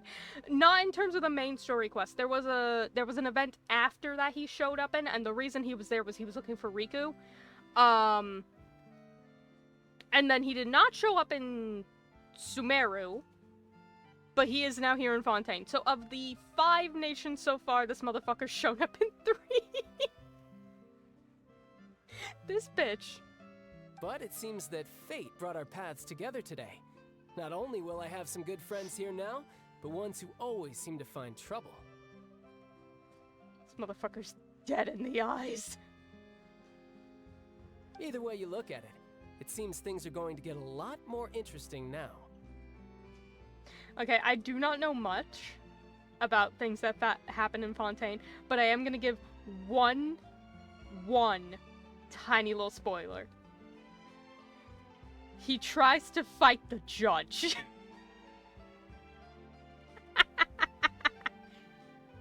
And I want to see that so bad. I want to see Child walk into the fucking courtroom and be like, "Hey, yo, Nouvellette, fucking fight me."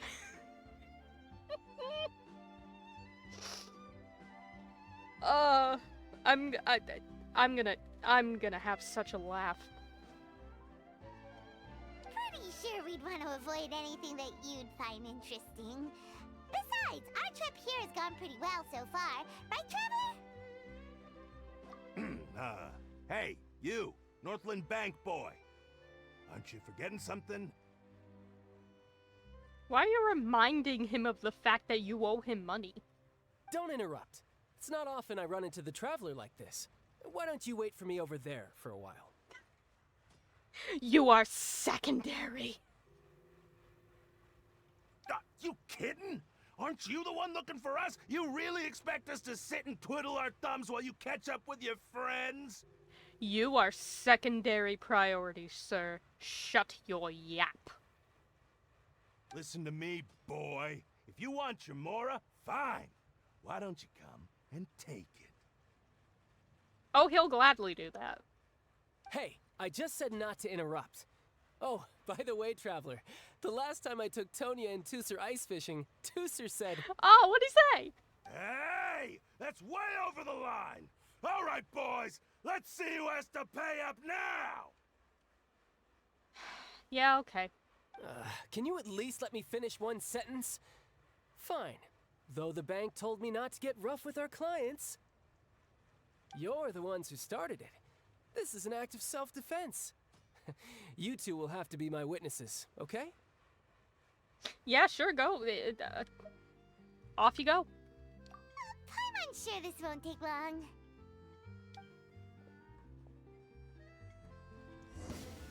Do I get to play as child? Yeah! Brace yourself. This is gonna. Oh. What's your deal, Brad? How are you so strong if you're just a staffer from Snezhnaya's Northland Bank? Wait, don't tell me you're... You know, when they said it wasn't gonna take long, I thought it would last, you know, just a little bit longer. They really meant it. It's not gonna take long. Oh, now you notice. It's a little late, don't you think? Just make sure you understand that you don't mess with Northland Bank. Got it? Yeah, buddy, I don't know how you didn't notice he was a harbinger, like... I feel like everyone would know who they are at this point. Although, to be fair, we're in the same nation where they didn't know who Lumine was, and also the same nation where the people changed their mind, like, 5 times in the span of a 20-minute conversation. So you know what? I'm gonna let it pass.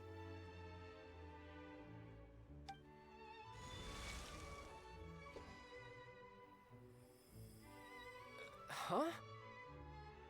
Sir? Where'd you... Now's my chance! Just punch him in the face. Thank you. Huh. That was weird.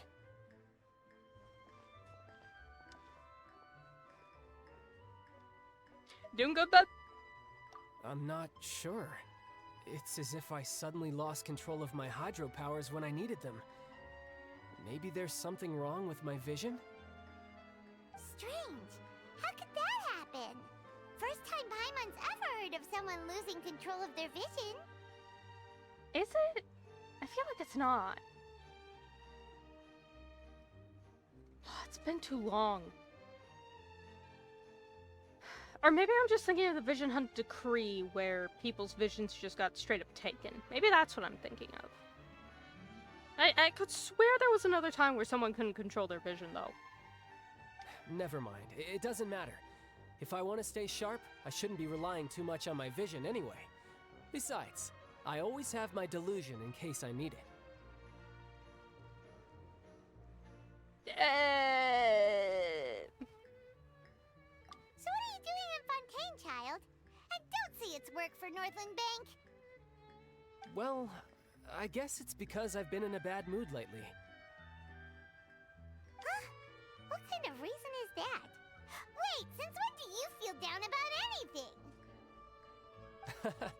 I don't know. Maybe I still have a lot to learn about myself. Is Jean-Lee just busy? Is your boyfriend just busy? And you're like, damn, I got too much time to myself. Now I'm all sad. Did he just get bored?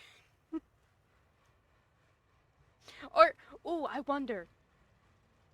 I do wonder, because of the retcon, if there was any residual effects to that. Because Riku used to be a harbinger, but he's not anymore. That got retconned. As far as anyone aside from us, Riku himself, and Nahida are concerned, the 6th seat of the harbingers has always been empty, as far as history is now concerned. Now, obviously, the 6th seat was taken by Riku, up until he defected and then retconned the timeline. But I always wondered if there was, like, a residual thing to that. Particularly when it came to Dottore and Child. Because Child went to Inazuma trying to find Riku after he had taken the Gnosis. And then Dottore ended up with Riku in Sumeru, which led to the whole events there. Where Dottore ended up getting both of the Dendro and the Electro Gnosis. But I always wondered if that would leave any residual stuff, because, like, if Child still, like, canonically took that trip to Inazuma, which he took trying to find Riku, would he be like, why the fuck was I here, sort of thing? And then, of course, there's a whole thing to go on with Dotori, but I don't like Dotori, so I don't care what he thinks. But recently, there seems to be some sort of restless power stirring inside of me. And I don't know why, but every now and then I feel like I'm in a terrible mood. Oh no. Oh no, he's got depression. Maybe you losing control of your vision just now is connected with that power you're feeling inside. That is a possibility. I can't remember if I ever mentioned it before, but when I was 14, I fell into some unknown abyss. Yeah, oh, it was when he was 14. I thought he was even younger. Honestly. Yeah, so Child fell into the abyss when he was a kid. Just the whole ass abyss. Not good, Captain. It was during that time I learned nearly all of my abilities.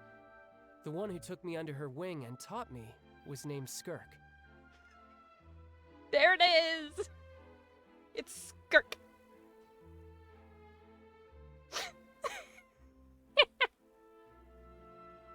That's a funny name. She was always quiet and very mysterious. Nobody knew where she came from or what she had been through, and she was always very strict when teaching me combat techniques. One time, I asked her why she was willing to take me on as an apprentice. From what I could make of her answer, it was because I had awakened it, and traces of it remained on me. She said that all my combat training would be useful in the future. But what is it? What did you awaken? Was it the narwhal? I think it was the narwhal. She never explained that, but my guess is that it's related to a dream I saw when I had just fallen into that abyss.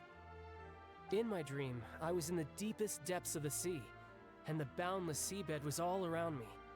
But in front of me appeared a whale that was so massive, I felt like I couldn't breathe. It was the narwhal. A whale? Oh, that sounds familiar! When we fought against you before, you summoned a huge whale that seemed to leap at us. Is that the one? That's just an abstract form of a whale that I create using my elemental powers. It takes that shape because the scene I dreamt of the whale has always been stuck in my mind. I'll never forget it. So you used the whale as inspiration for one of your moves? Huh.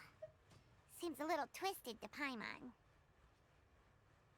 I mean, to be fair, using the very thing that kind of traumatized you as a child as inspiration for one of your attacks do be a little weird. But go off, I guess. So why don't you just go ask your master? Maybe she knows the answer. You make it sound so easy. Ever since the incident I experienced there, I've never stopped searching for Master Skirk and that unknown abyss. But it's been years now, and I've still found nothing. There isn't even a trace of the place where I remember falling into the abyss. Oh, it sounds like some kind of ghost story. Yeah, I'm out of leads at this point, but there's nothing more I can do. It seems that strange encounters in this world tend to be elusive like that. Oh, seems the time really flies when I'm talking with you. I just remembered I have somewhere else I need to be, so I should get going.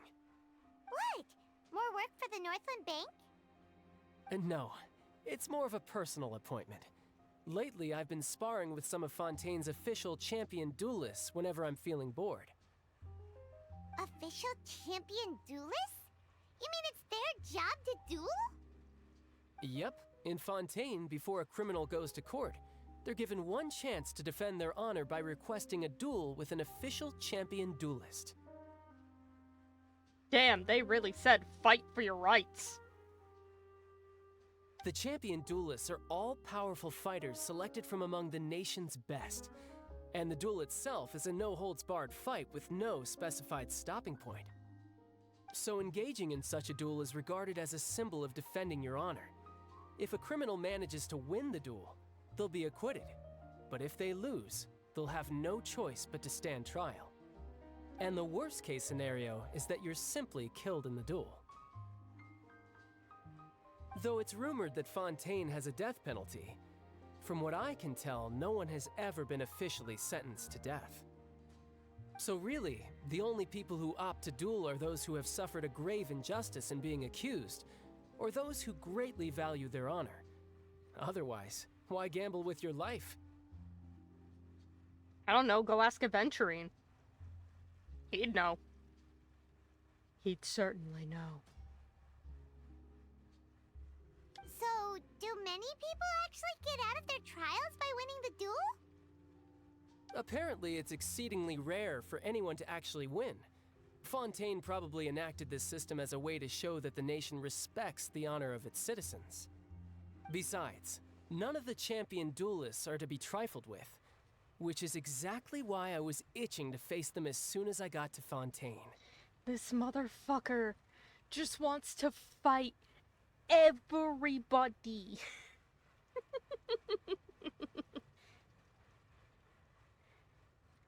Apparently the one I'm meeting today, Clorinde, is the strongest of the champion duelists.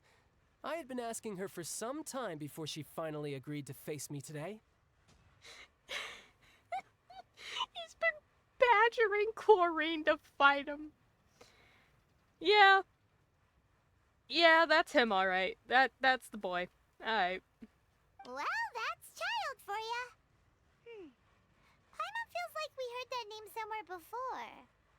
Clorinde. Huh. I expect nothing less of him. Oh, before I forget, I want you to have this. Huh? Sir? Your vision? You're seriously just giving it away? The motherfucker. I'm just worried that it could become uncontrollable again. I'd be pretty upset if it got in the way of my duel, so I think I'll be better off without it for now. I like how they actually... It's gone from his model. I appreciate that. Besides, I just need you to hold on to it for a short while. I'll come retrieve it when I have some time later. I'm gonna laugh if he tries to duel Nouvelette without his fucking vision. Paimon knows what you're up to. You just want an excuse to come talk to us again, don't you? Whatever gave you that idea? I'll be in touch later. You motherfucker. That sneaky guy. He said he's been feeling down lately, but he seemed the same as ever to Paimon. Paimon, that's called masking? Well, since we don't have much to do for now, we might as well walk around and see the city before Lenny's performance.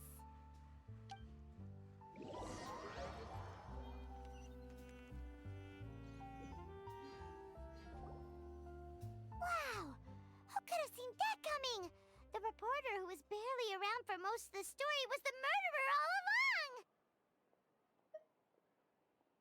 Paimon? Fucking spoilers! Sorry. Paimon was just surprised, that's all. Whew. Paimon never saw that twist coming. The murder mystery novels here are amazing! The whodunits here in Fontaine are a lot different than the light novels you see from Yai Publishing House. Both have their merits, but Paimon thinks this style of novels are more, well, novel. It's so exciting to reach the moment when the mystery is uncovered, especially in the one Paimon was just reading. You should buy a copy and read it too. Paimon, you already spoiled the book. You absolute buffoon. Oh, sorry about that. Paimon will be more careful next time. Ooh, there's a shiny in the box! There's a shiny. see Linny's performance soon? It's almost time for the show to start, so we should get going. Linny said that the Opera House is on Aranias, so let's go ride the Aquabus! There's just a fucking spoon crystal in here.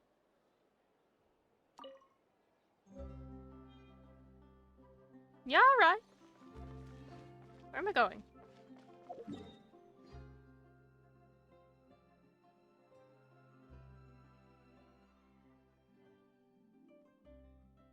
I mean, I could take the bus.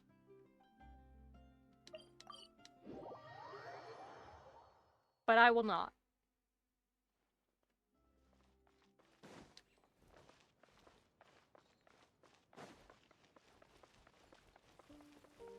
Excuse me, child. Whoa! Now this is fancy! The Opera at Eclairs. What a place to hold a performance! No wonder Linny and Lynette were looking forward to it. Huh. Looks like there's a lot of people standing around the fountain up ahead. Oh, Archon, please bless us with a bright and healthy child. We pray. I don't know why you always feel the need to ask so much. I'll be happy as long as our child is healthy and lives a peaceful life. I guess if they're our kid, then there's no doubt they'll turn out smart. Maybe this is one of the customs in Fontaine. There sure are a lot of couples here. Vache. Oh no. Oh no, film grain overlay. It's time for tragedy, everyone. Fucking strap in. What's wrong? Vache. Vache. Oh, we chucked in the chromatic apparition. No, What Paimon the fuck is didn't say anything. Vache? Are you hearing Is that a person or a thing? Welcome to the Fountain of Lucine. All the water flowing through Fontaine converges here. It's customary for newlyweds to come here and wish for children. Lynette! You scared Paimon! When did you get here? Lenny asked me to wait here for you, remember? Right.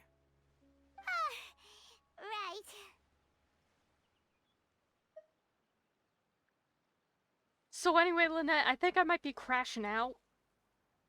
What do you mean? There are a lot of people here right now. Do you know of a Vache? Hey, you're not trying to scare Paimon, are you? Besides, it's the middle of the day. It's not the time for eerie things. You know, you would think with how many times Lumine has had a voice speak to her from the past or some other realm or anything at this point, that Paimon wouldn't be like, ooh, eek, ah! She would be like, oh, god fucking damn it, not again. I see. I might be able to tell you something that could help explain the voice you heard. In fact, you might not be imagining things at all. I suspect that what you heard is a result of your hypersensitivity to the hydro element. It's because of her sensitivity to the hydro element? But what would hearing a voice have to do with elemental power? It's also funny because I don't have hydro power right now. I have dendro. When do you cry, Paimon? Wait, what? What does that have to do with anything? Just answer me. When do you cry?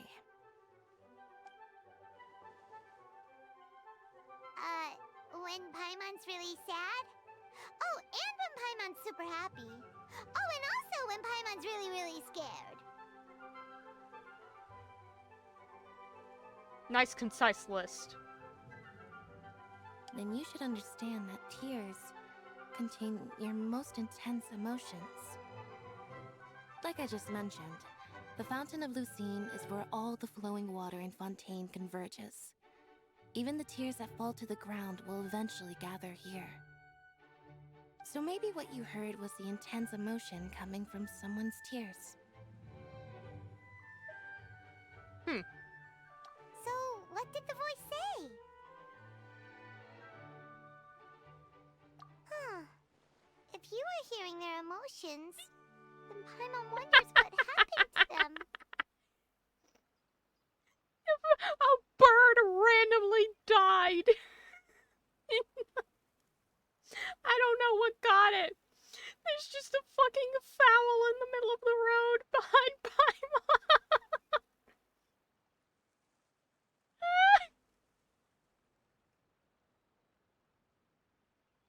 Rather than worrying about them, we should worry about my brother first.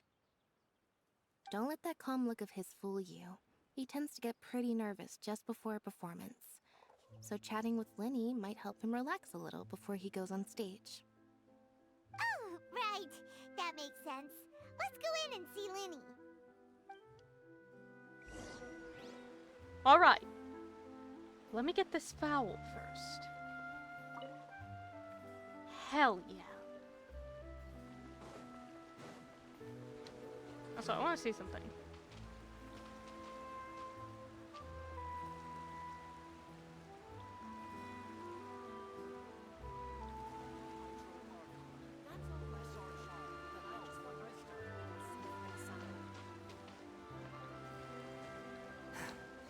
Interesting. I think there was a thing you could do with the fountain. I just don't know at what point.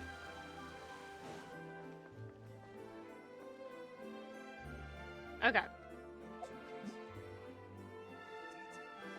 It's been another hour.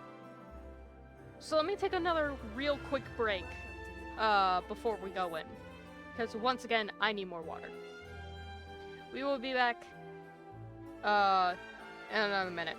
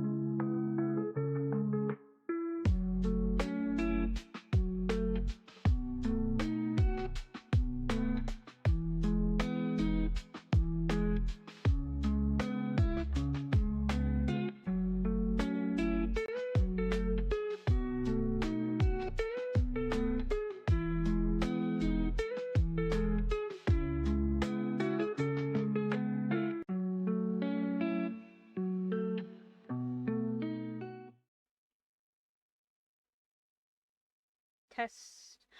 It's working! Huzzah! I don't know why I decided not to on the last one then.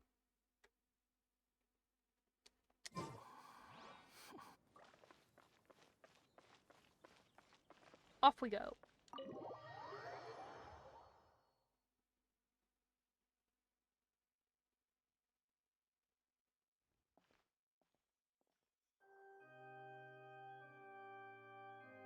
Ah, Traveler and Paimon. Good to see you. I knew you two would come. Are you kidding? We wouldn't miss it for the world. We've been looking forward to it. I can tell, judging by how early you've arrived. But you're actually right on time. The audience still hasn't started entering the venue yet, which means now is the perfect chance for us to take you to the best seats in the house. Wait just a moment. I'll fetch the tickets. Hell yeah. We get the best seat. Better not be anywhere near Furina's seat, because hers is awful. The Opera House has assigned seating, so you always have to make reservations. I've already reserved your seats, and here are your tickets.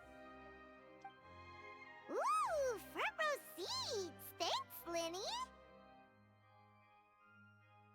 Hell yeah, dude. Go Eepy. Have sweet dreams. And I will be here in court. Don't mention it. There's no need to keep thanking me. Hey, Linny! Could you come over here and take a look at this? Oh, I'll be right there. Seems there's an issue with the stage props over there. That's Cal, my assistant, calling me. I'll go lend him a hand. Off he goes. Yeah, we'll just go to our seats. You go ahead, Linny. I will absolutely hold an objection for you, though that may have to be the next stream. We'll see. We're technically not at court yet. But we will hold one objection. Minimum.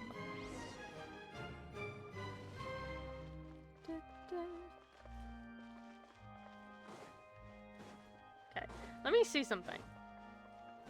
Can I go in up here? Yeah. Okay. So, here's the thing. You have these seats up here, right? These are your second, like, upper rows. You have your balconies, right? You have your seating down here.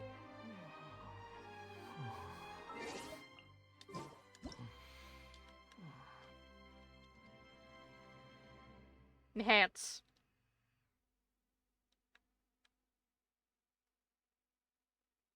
That's fucking Nouvellette. What's he doing here? Bitch, what are you doing here? Anyway. Now I'm in the camera mode. He usually sits up there. Okay? So you know what I said about how he has awful seating? That is the stage. He sits up there. He's behind everyone. He's first off all the way up there. Second off, behind everything. The whole audience. And he's just like up there. And you wanna know what's worse? You wanna know why Furina's seat is worse? It's this thing right above us.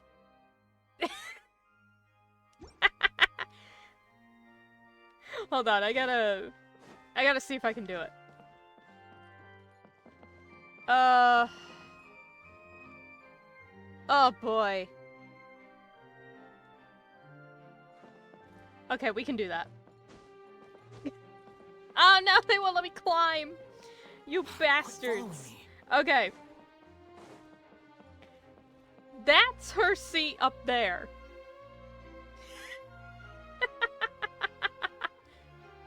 Her chair's up there! She's so high up, but also the balcony's so fucking big, she cannot see.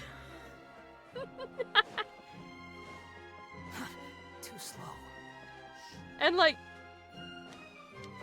excuse me, Novelette, I'm gonna go steal your chair real quick. Like, I need you to understand how bad this is. Can I climb up this? No, of course I can't. Come in. Let's see if we can make it. Oh, we made it! This is Nouvelette's chair. This is what he sees.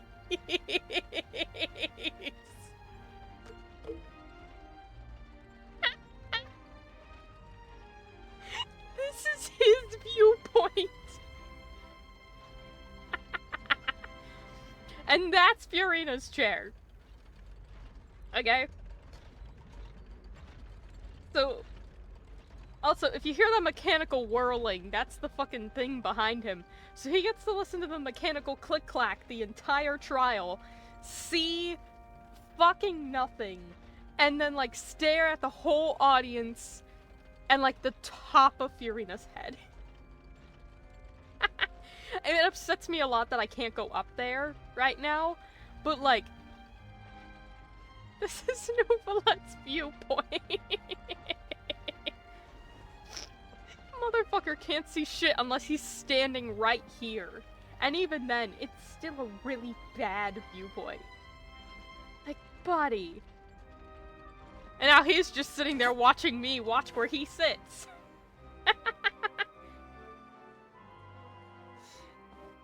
How are you, bud?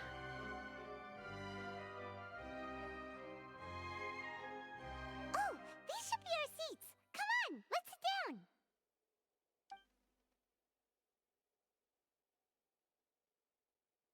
And by our seats, we mean my seat, and Paimon will just stand there.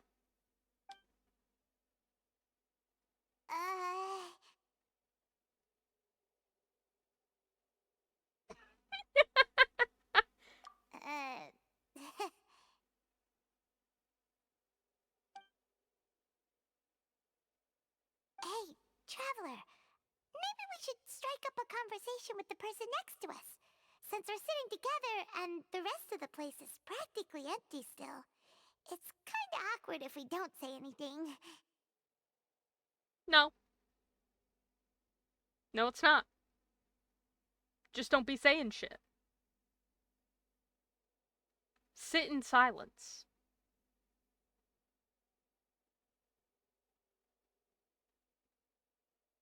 Get used to it.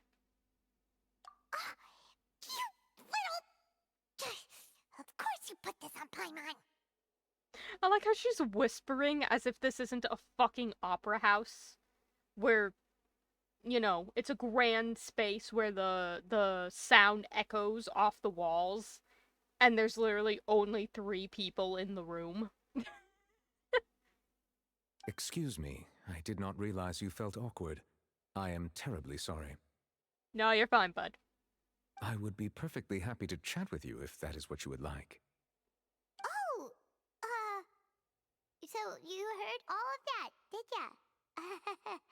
Boy, you sure have good ears. Paimon thought she was keeping her voice down. Paimon, what did I just say about sound travel? Wait, that's not it. Paimon's sorry.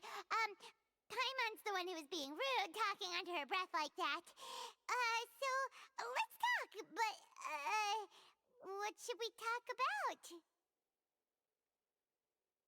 She's not helping her case. Oh, Paimon's got it. You're also here early and sitting in the front. Are you a friend of Linny's, too? A friend, you say? Well, if Mr. Linney would like to be my friend, I would be more than happy to reciprocate. Oh, so you're not friends with Linny, then. Oh, this is getting more awkward by the second. Paimon nearly forgot to make her introduction. Nice to meet you. Paimon is Paimon, and this is the Traveler. We just arrived in Fontaine. It is an honor to meet you two. I have heard of your deeds across Tevat. And as required by proper etiquette, I will also introduce myself. I am... Oh, Monsieur Nervillet. What an honor it is to have you here to see my show. Nouvelle. He puts.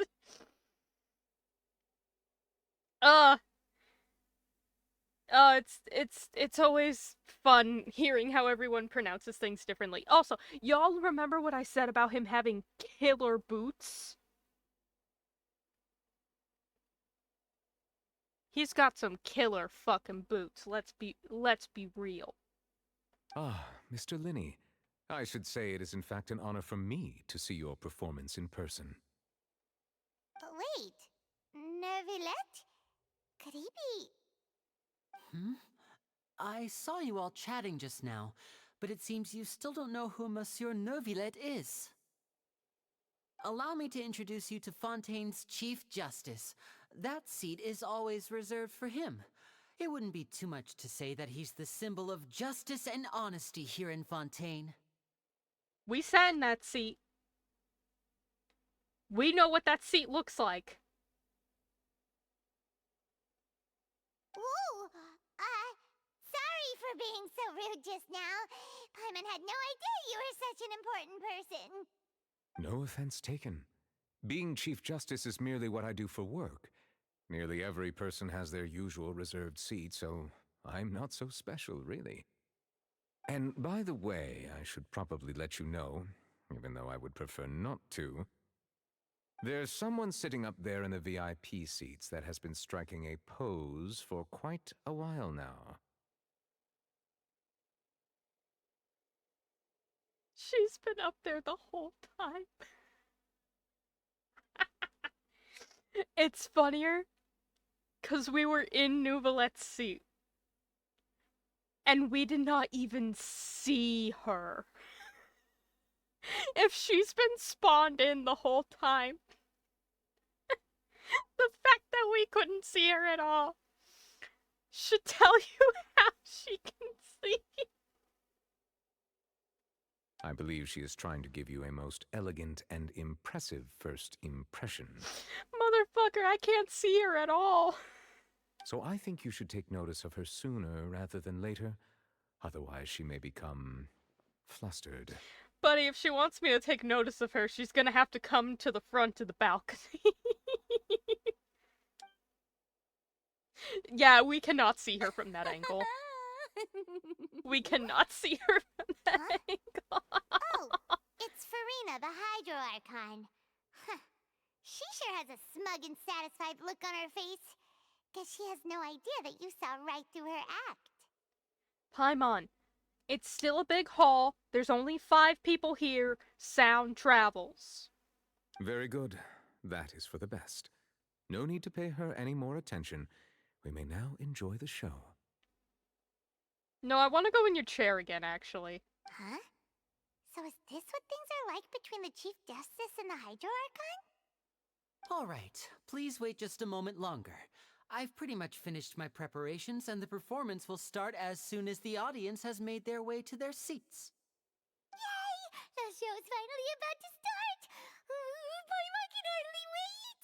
Paimon's never seen a real live magic show before! 'Tis time! Ooh! They're dimming the lights! The show must be starting! Quiet.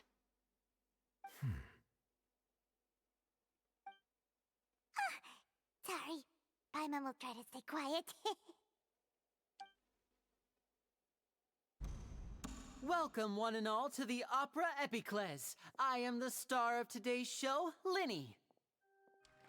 And over here is my sister, Lynette, who will be working as my wonderful assistant. Please, let's give her a warm welcome. Hello, everyone. I know she may seem to be a little sleepy right now, but that's just a sign that she's nervous. Whatever. Now, some of you may be thinking, 2 vision holders who can freely manipulate elemental powers performing magic is not true magic at all. So, I would like to take a moment to assure you that elemental powers will have nothing to do with what you will witness on the stage today.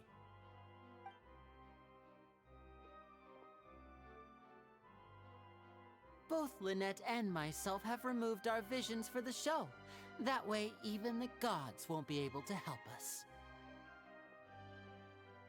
We have forsaken the gods. Oh, good point. That's what makes the show real magic.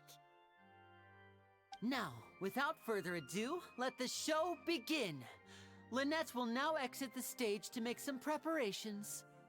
I know you might miss her, but don't worry. She'll be coming right back on stage momentarily. Perhaps in an unexpected way. I'm sure she'll be stealing the spotlight soon enough.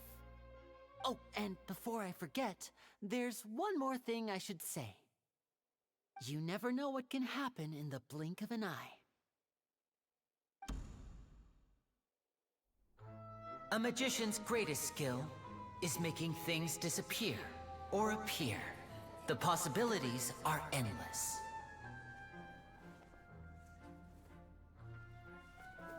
Huh?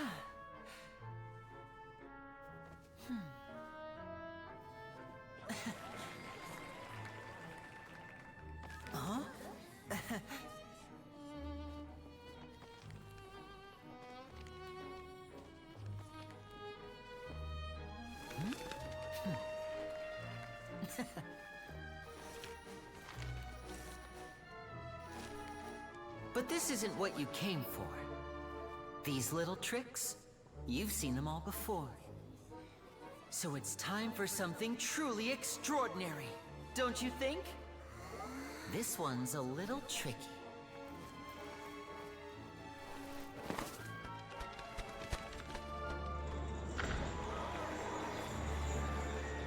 Using this water tank, I shall make my sister vanish completely, right before your very eyes.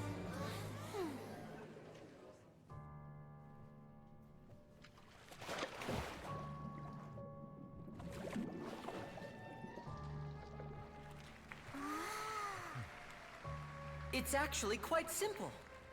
She'll just turn into air bubbles and float right out of the top.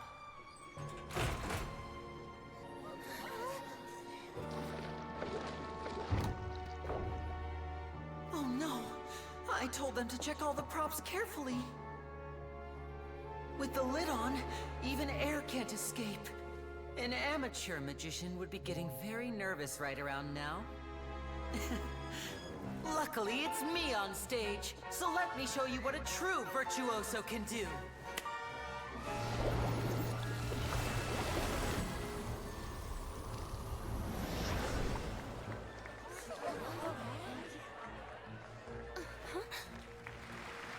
Lynette, are you still there? Don't go too far. We don't want to use up all our magic. Hi, I'm back. Uh-huh.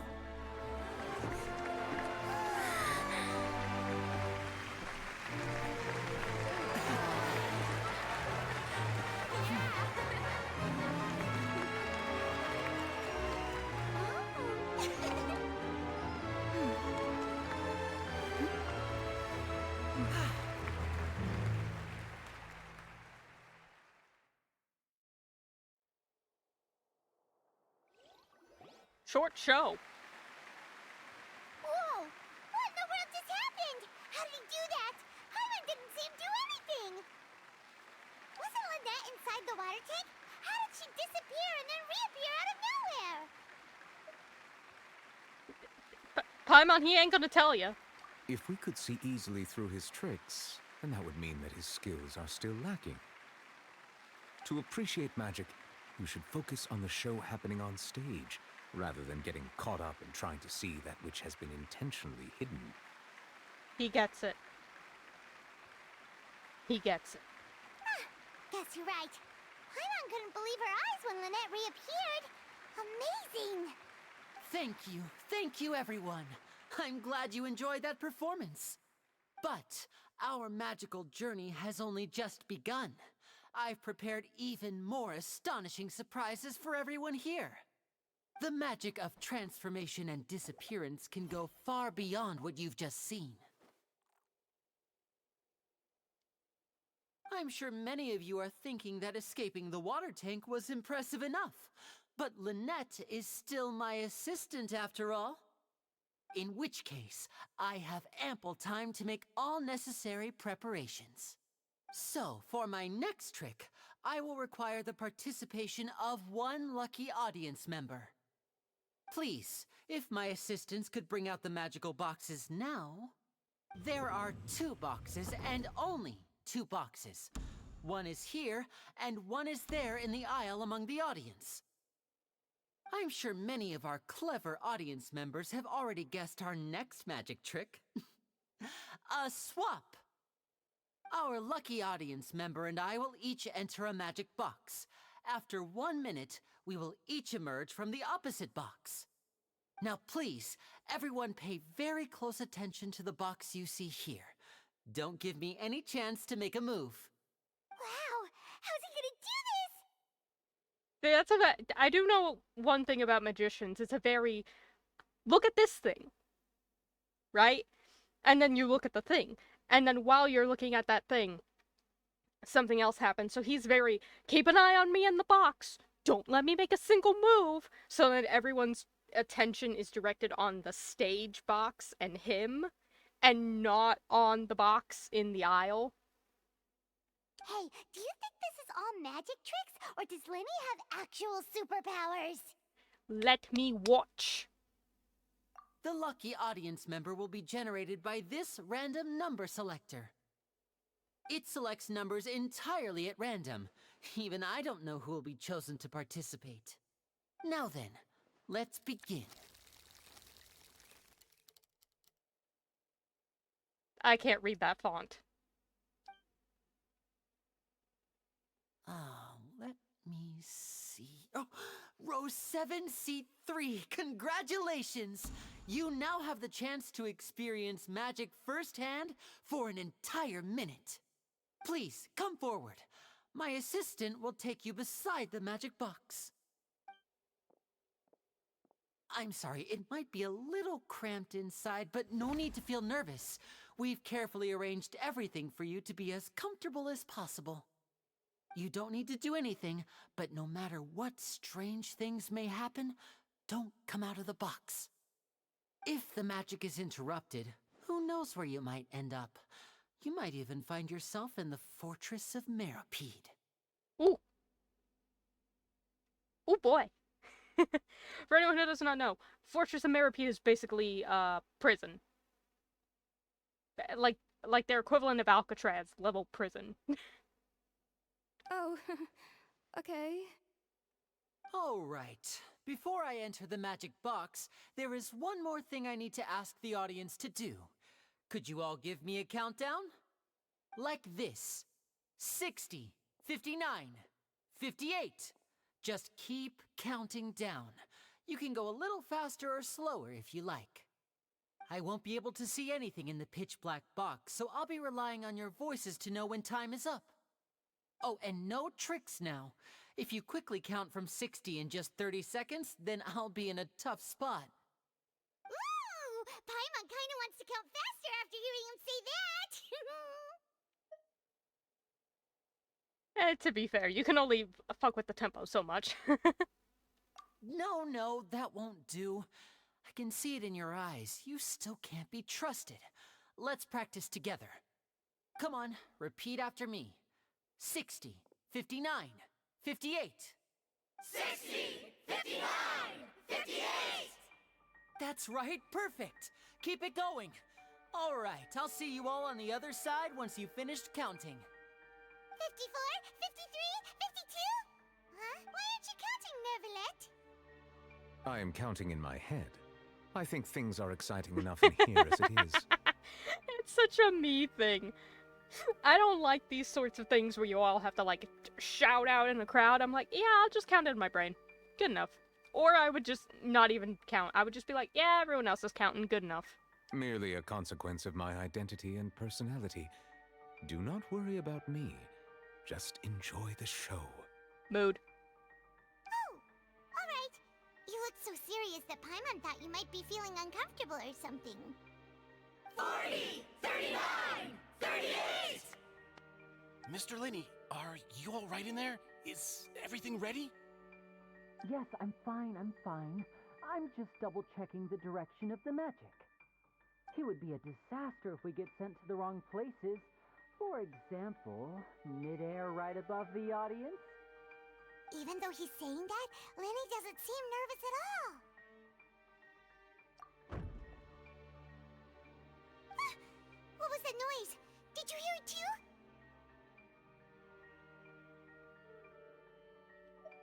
Not sure. Anyway, it doesn't seem like anyone's worried about it. There was a bump. 25! 24! 23! To be fair, if they were counting down the seconds, naturally, you probably wouldn't be able to hear the bump too much because they'd be too fucking loud. What's wrong, Mr. Linney? I can still hear you moving in there. I seem to have accidentally knocked over a decoration. I'm trying to fix it, but it's pitch black in here. I can't tell left from right. Never mind the decorations. There's no time for that. The show is what's important. No, that's unacceptable. I want my show to be perfect. Don't worry, we still have 20 seconds. Hear them counting? 19! 18! 17! Shout out to the one lady who got a whole balcony for herself. What a mood for that woman. It seems things aren't quite going as planned. I apologize, everyone. It feels like you're all starting to count faster, but that's all right. I know it can be tiring to do such a long countdown. 10 seconds and change is still plenty of time. 10! Almost there now. Whew. Swapping two people is harder work than you might think. Even a master magician like me can't guarantee I'll get it right the first time. Hey, wait! Is this the back one? I can't tell. They both look the same inside. Huh? No, that's not it. I'll try again. 7! Hey, slow down! Honestly! 5! 4! 3! Whoops! That doesn't count! 0!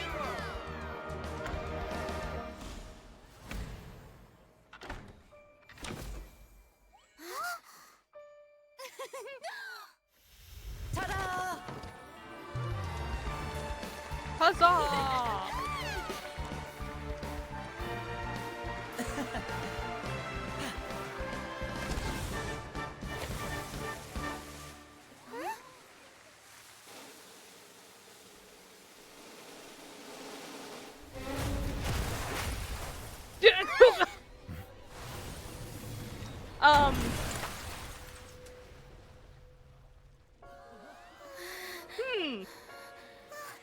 What happened?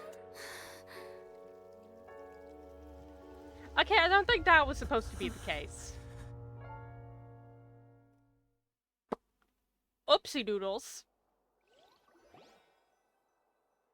Huh? Is this part of the show? Mr. Lenny, you're going to use magic to fix the stage now, right? What happened?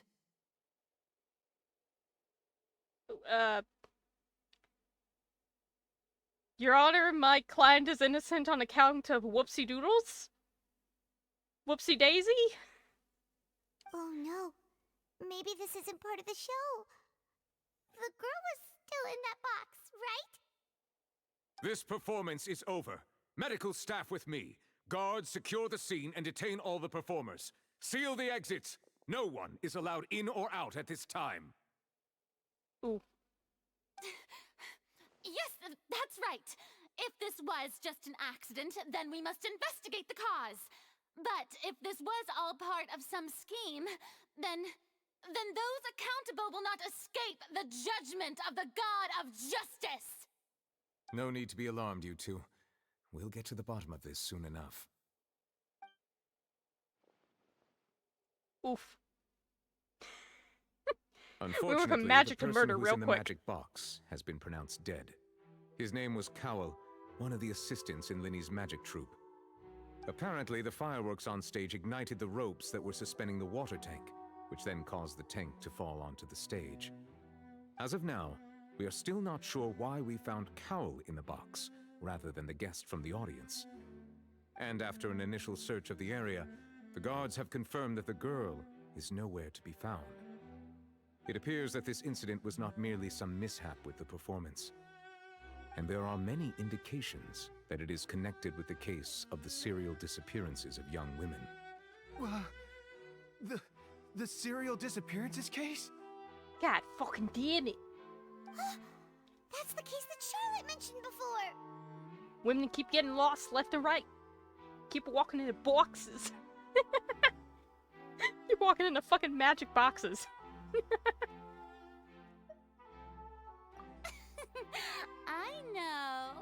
I know the truth. I can see through the whole thing. Really, using such a shallow and obvious mystery as his finale. Did he really underestimate us that badly? I say that our powerful magician, Mr. Linney, is now the prime suspect for the serial disappearances case. Oh boy. Huh? Why me? This whole thing was an accident. Oh boy, I say oh boy because I know I'm gonna have to, basically attorney for him later. Oh boy. I'm gonna have to put together quite the fucking court case. Oh, this all occurred during your magic show, did it not? The missing girl disappeared after being chosen, did she not? The deceased is one of your assistants, is he not? Now that I think about it, that whole speech about magicians making things disappear was nothing more than a provocation, a bald-faced challenge. Ooh. That can't be right. How could Linny do this? He was in the box on the stage the entire time. We can even hear his voice. I love how the fucking NPCs are still clapping in the back. Oh, there's so much. They're so low. I can't even speak. I'm losing my mind so much. The ones in the back are so low resolution and just have the constant looping clap animation.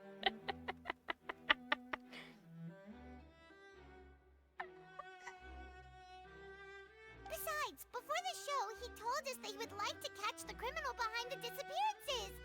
He couldn't possibly mean catching himself. I mean, yeah, technically in this circumstance, he is a suspect, but like, motherfucker. Save discussion for a later time, please. Lady Farina, may I assume that your comments just now constitute an accusation against Mr. Linney and his associates, and that you are pressing charges? Huh? I just think that he... Well, I think it might be a little early to talk about formally pressing charges. But what Lady Farina said just now makes perfect sense. Looks like she's gonna personally deliver justice. A kidnapping and murder carried out under the cover of a magic show. Lady Farina said it all. I mean, of course, my dear people. But what excites me even more than the obvious truth before our eyes is the opponent I'll be facing. That's right. I mean you, Traveler. You'll support Linney, won't you? After all, he was the one who helped you the first time we met. Lawyer up, my boy. Lawyer up. Don't make me the lawyer. I know they're going to. Personally, I would call Yanfei, but lawyer up, my boy. Then there's no problem at all. You know, the Traveler and I already had a duel the first time we met. But with Linney's help, our little duel ended in a draw. But draws really are the most boring possible outcome. So, no more draws. Between the two of us, there must be a clear winner and loser. And what better place to hold such a riveting showdown and decide the true victor than here, on the grandest of stages, the Opera Epiclese? It wasn't a draw. She obviously lost last time. She'll never admit it. I understand.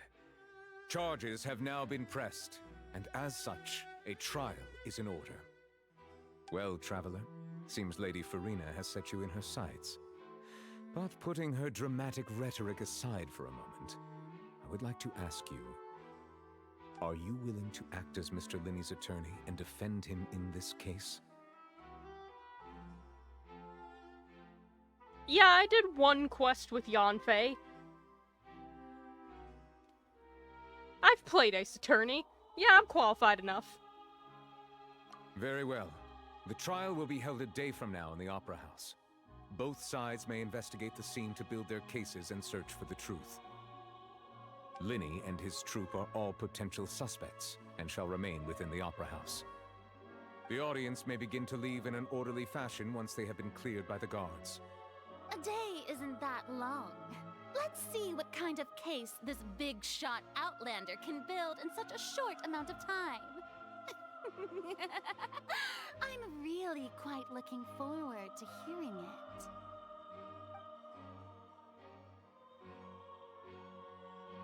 Can I have more than a day?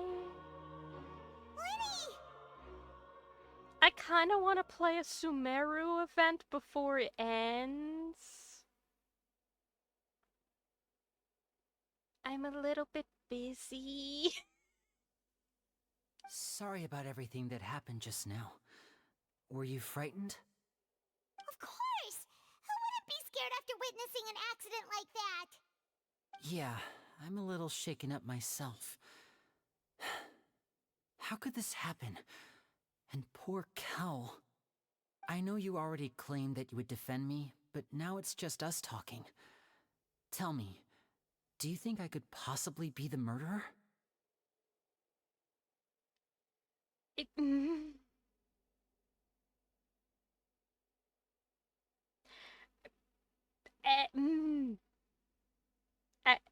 I go, because I know something that we're gonna learn later.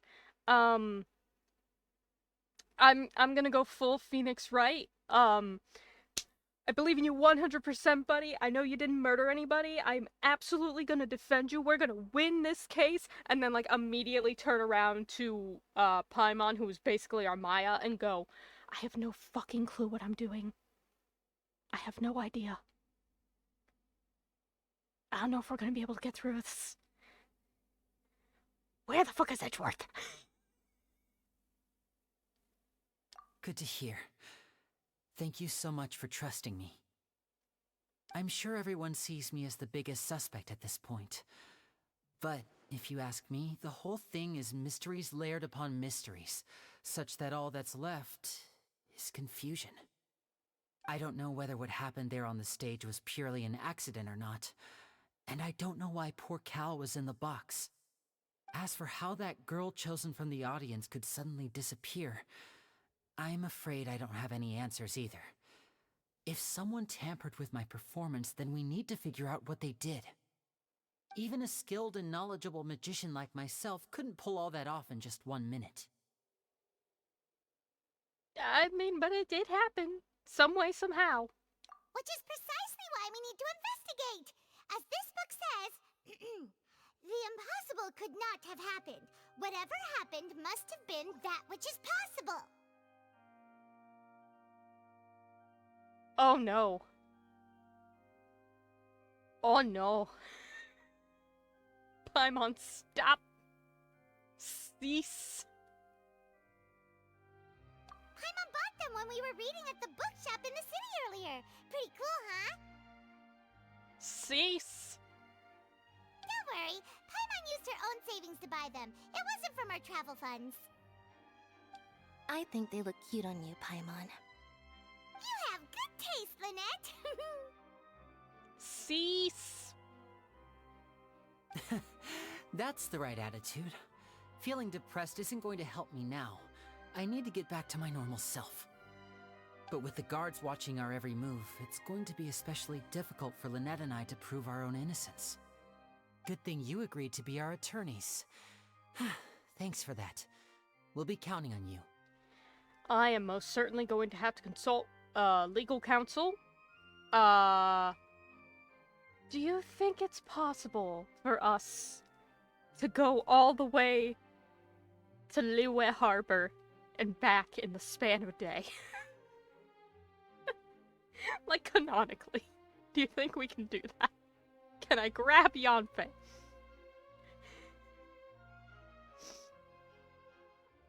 Yes, thank you so much.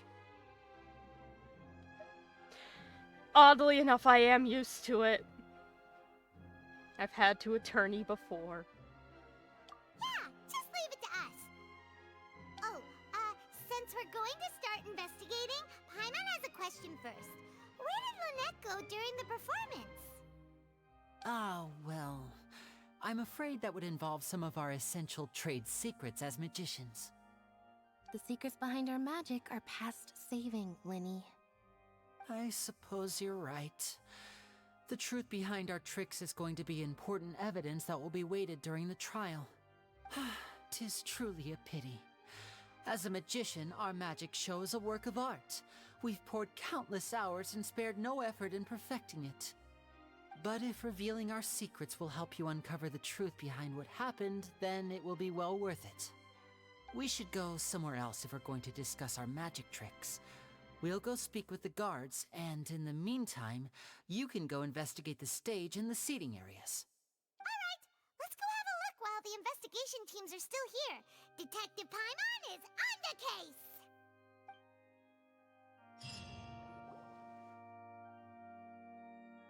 Hello, officer. How's the investigation going? Oh, I'm gonna be trapped here a while. No, I want it to end. Ah! I need to leave so I can go to Sumeru. I know we just left Sumeru, but I need to go back. Ah, I see. You must be the traveler that Lady Farina mentioned. Listen, I'll be perfectly honest with you. I'd avoid getting mixed up in this whirlpool of a mess if I were you. Too late. Huh? What do you mean? Too fucking late. Come with me and you'll see. The deceased is one of Linny's assistants, named Cal.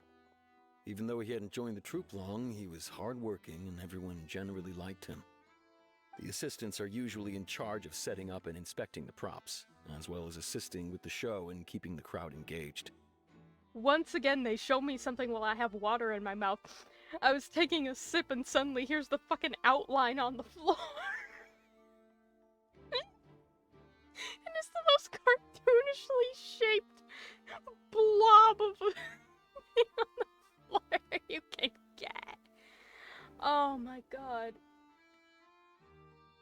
As you probably saw when you were in the audience, the water tank suddenly fell and smashed the box with Cowl inside it. Yeah, but why? This is the real mystery. We've already searched the scene and were unable to find any traces of the girl. However, if you look carefully, the box was positioned directly under the water tank. The ropes holding the tank were then burned by the pyrotechnics on stage, causing them to snap. All these factors lining up so perfectly makes it hard to see this as a mere accident. If anything, the more logical explanation is that the whole incident was intentionally planned, and Linny is the most likely person to have access to all these areas.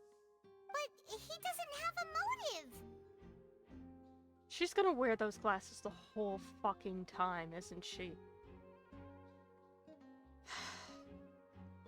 We're out here trying to build a fucking court case and Paimon's out here wearing a mustache attached to a pair of glasses. Ugh. Oh, things are not gonna go well. Are you both good friends of his? Well, not good friends. We've only known him for a day.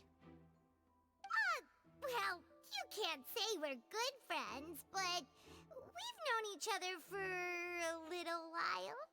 Yeah, we've known him for 3 hours.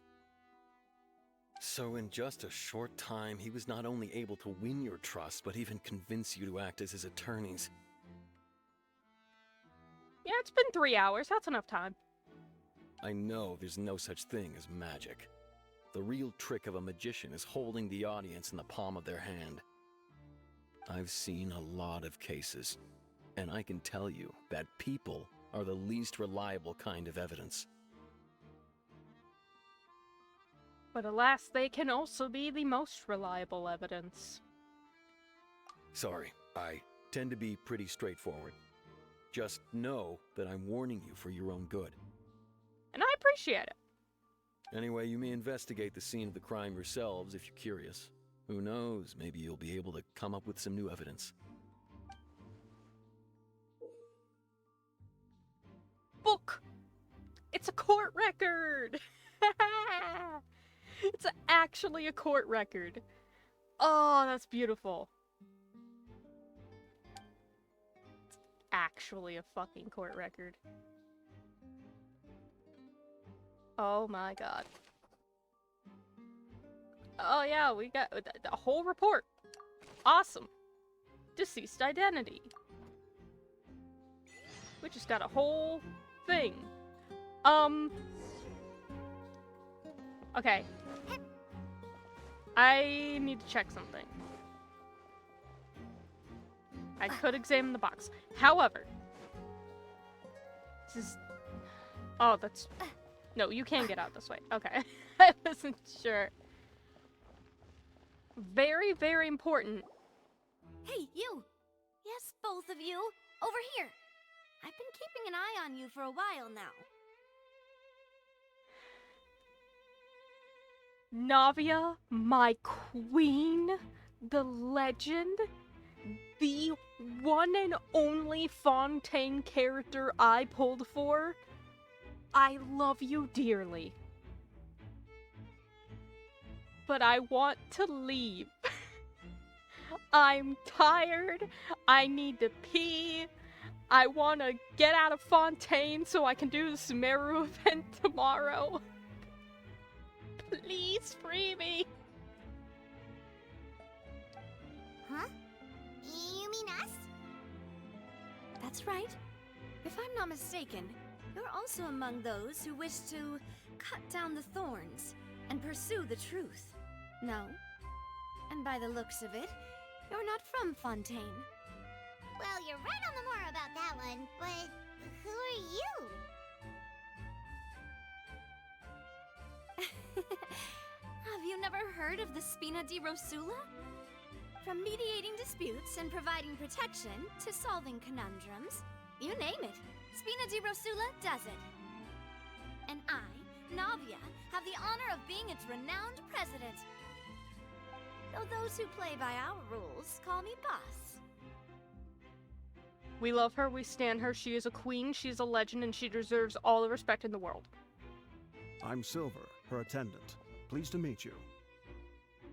And I'm Melus. Demoiselle's various daily needs and affairs are under my purview. Huh? Boss? Demoiselle? What gives with the names? Well, I am the second generation president. Malus and the others are still used to my previous title. My apologies, Demoiselle. Should you prefer, boss, I will endeavor to use that instead. No need. You don't have to call me boss. Just Navia is fine. Okay, if you say so.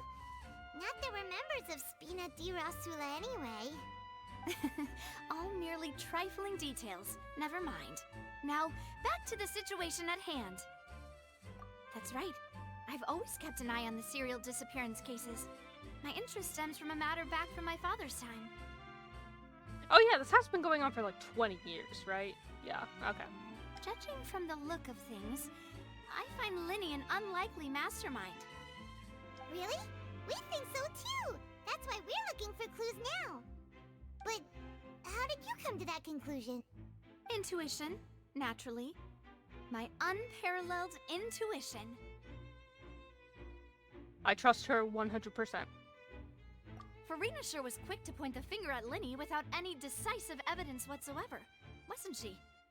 But that's not uncommon for her. If you remember, the Justice had to interrupt her and ask if she was pressing charges just to keep her from getting carried away. Anyway, a trial begins the moment someone levels charges. And, of course, there was no way Farina was going to back down in that situation. Sounds more like you just don't trust the Hydro Archon. Like I said, I trust her. Well, what's your opinion? I must admit that she can be interesting at times, but liking her doesn't mean that I'll blindly agree with her.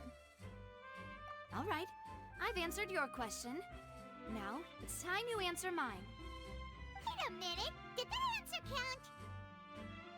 I'll take it. Well, I say it does. But don't worry, you won't hear any pointless questions from me. In your opinion, do you think it's right to treat a trial like it's an opera? Well? No.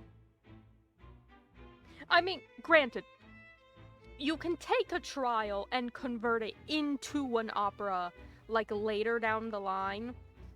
You know? In the same case of, like, a Jack the Ripper type situation, where there have been multiple iterations of it, it's been readapted in multiple ways. It was still something that happened, and it was still awful, but it ended. You know? Sort of thing. Like, adapting various trials and other terrible situations long afterwards, fine. In the moment, though, maybe it's a little too soon. Maybe just a bit too soon. And why would that be?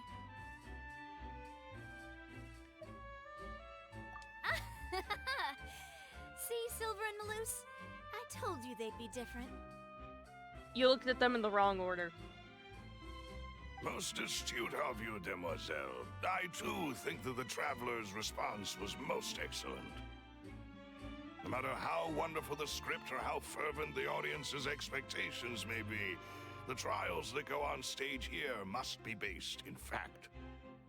And if that can be done, boss, then... All right, that's quite enough, Maloose. Anyway, I like your answer. You passed with flying colors. Huzzah! Validation!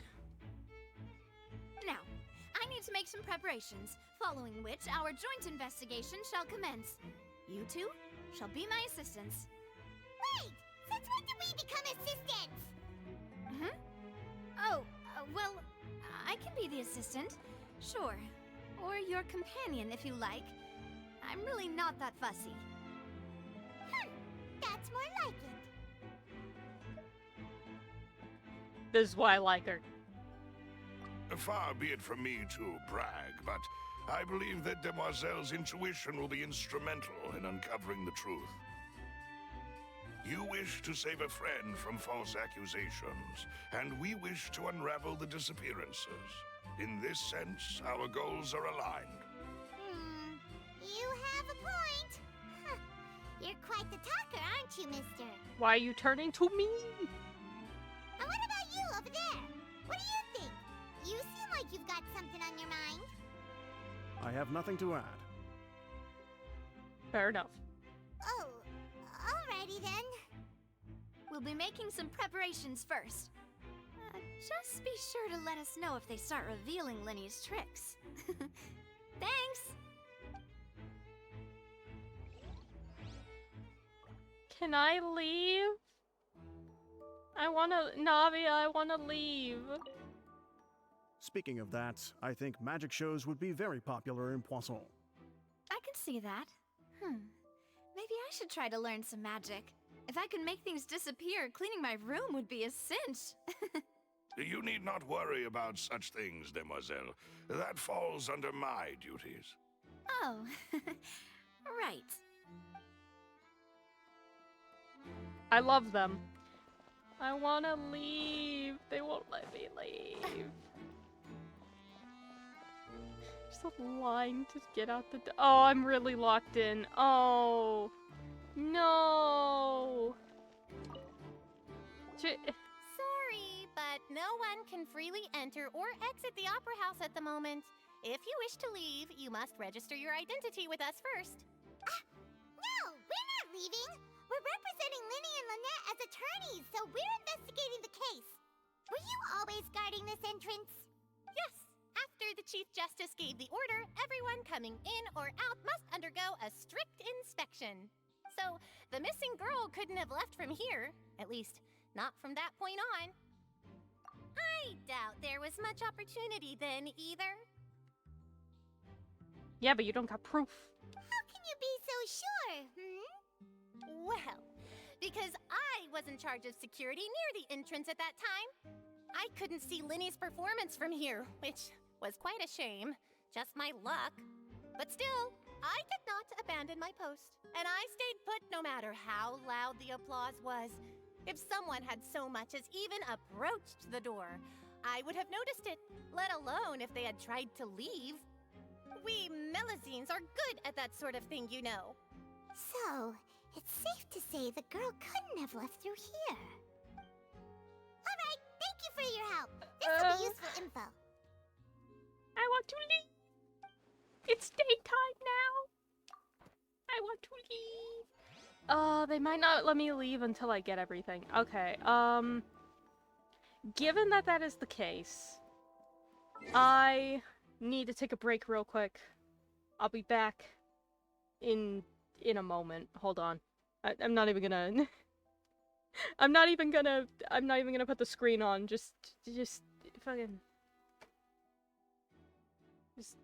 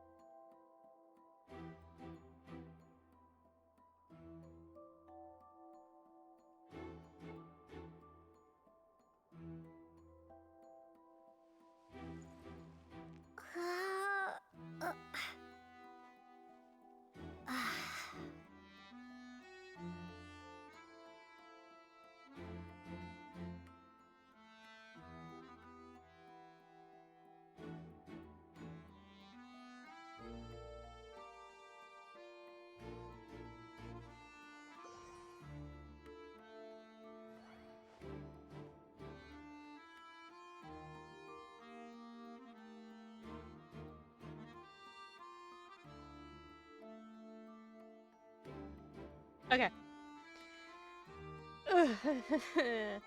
Hopefully, if we check everything, they'll be like, oh, you checked all the stuff, so we'll just... Hello, guys. Lenny's still talking to the guards. It seems he'll have a lot of explaining to do. I think someone will be assigned to monitor us later, but that's alright. Alright. I think we gotta check everything, and then they'll probably be like, okay, come back tomorrow. And then we'll come back. Alright. Yeah, let me look at the box. Fucking... Let me look at me... Thank you. It looks like an ordinary box, but Lenny somehow moved instantly from the stage to being inside of it. How did he do it? Magic! Hello. The conversation means nothing to me. Oh, wait, I can't go in the chair! Oh, I can't go in the chair. That's bullshit. Hello, may I speak to you? I see that you're investigating the area. Well, it just so happens that I'm interested too. Who are you, though? If you find any new and interesting leads, be sure to share them with me, alright? No, I don't think I will. I don't know who you are. I don't trust you. We don't have too many thoughts yet. Then why don't I tell you my hypothesis first? The way I see it. And I'll start it with that loud thud. No, you know, he's got a point. Hold on. The thud? Oh, you mean the sound that happened during the countdown? No. Hold on. I retract my former statement.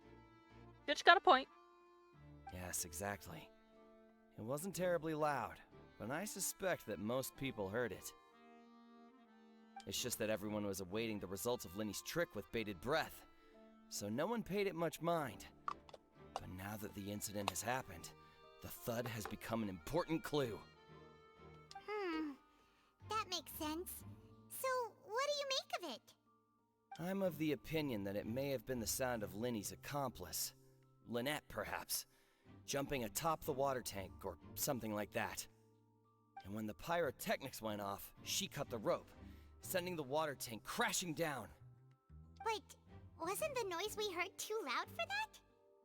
Perhaps the balance wasn't right, leading to a particularly rough landing.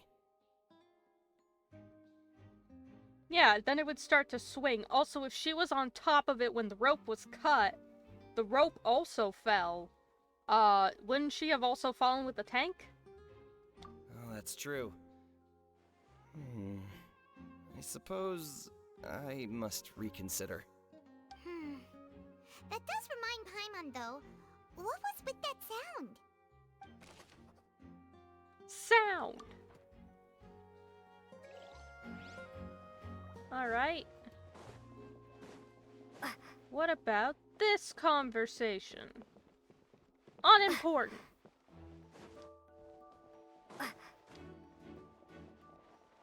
What about this conversation? Also unimportant. This... unimportant.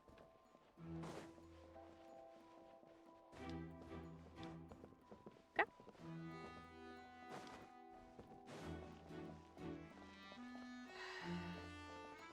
You know, I didn't go up there.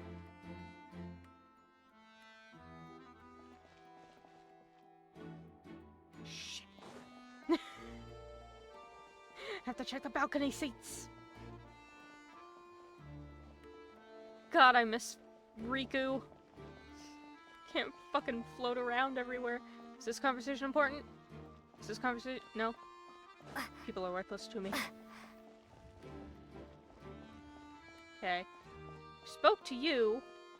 She got a whole thing set up across from these guys. Anything on the balcony?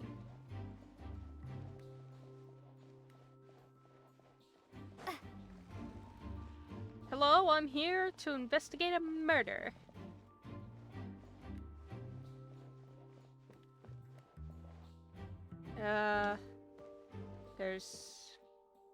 There's nothing up here. Alright.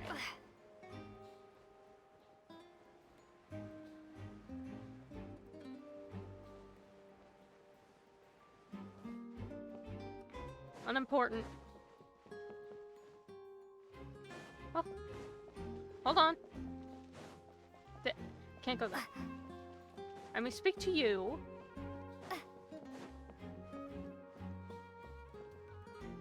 Oh, there's so many things. Okay, I can speak to you two. The investigation team has some new findings. Turns out there's an issue with the random number selector after all. See, I told you. What if the machine picked some big guy's seat? You think the murderer would have still made his move then? Sorry to interrupt, but we're helping Linny and Lynette with their side of the investigation. What were you saying about the number selector? There's something wrong with it? You're trying to help them? That'll be a tall order. Oh, you're telling me. Linny used the machine to pick a random member of the audience during his performance, right? The lucky girl that later disappeared. Well, we thought there might be a serious problem with the machine, so we had it taken away for further inspection.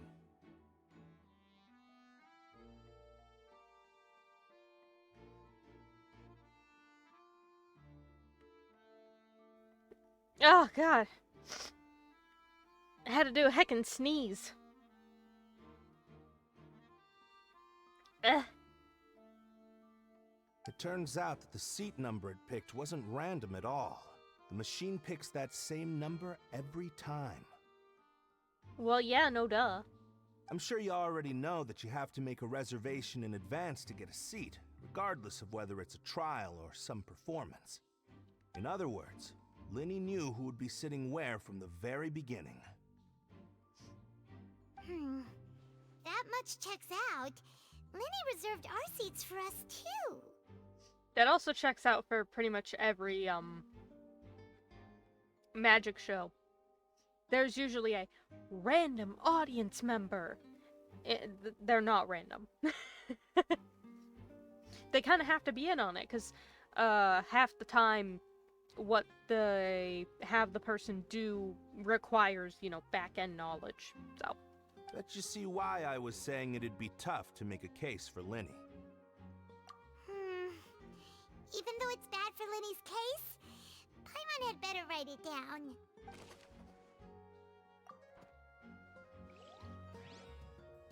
Alright, more stuff. Hello there. What are you investigating? Oh, this location has also been cordoned off because the Magic Troupe members are currently considered prime suspects. The investigation team is still collecting evidence. The seats were all booked in advance, so we were able to deduce the missing woman's identity by checking the guest list.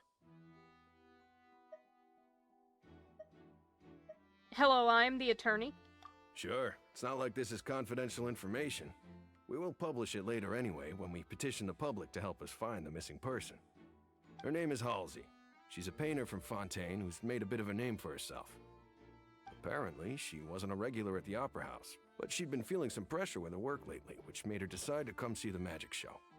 The Magic Troupe members all claim not to know her. We have looked into her social connections. It seems that she has no personal grievances or conflicts of interest with the suspects. Simply put, she wasn't related to the Magic Troupe at all, which matches the features of the previous serial disappearances. Were the victims of previous cases also chosen at random?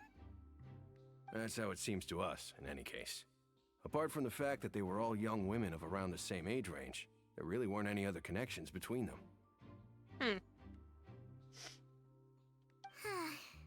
Okay then. No need to be so formal. If you do happen to see the missing girl, please be sure to contact us. It is of utmost importance that we get to the bottom of these disappearances. Oh boy, howdy. Okay. Fucking. Fucking. This is where the magic box was struck. If Cowl weren't inside the box at the moment, he might have dodged the falling water tank. Alas. Go ahead, have a look around. In the end, we're both after the truth. I'm missing something?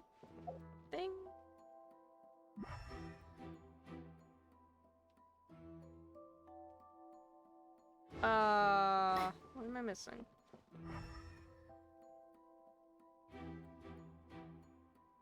Oh, the damage box. Broken magic box was left on the scene after the guards completed their investigation. Looking at it now, the water tank must have struck it really hard. No shit, honey.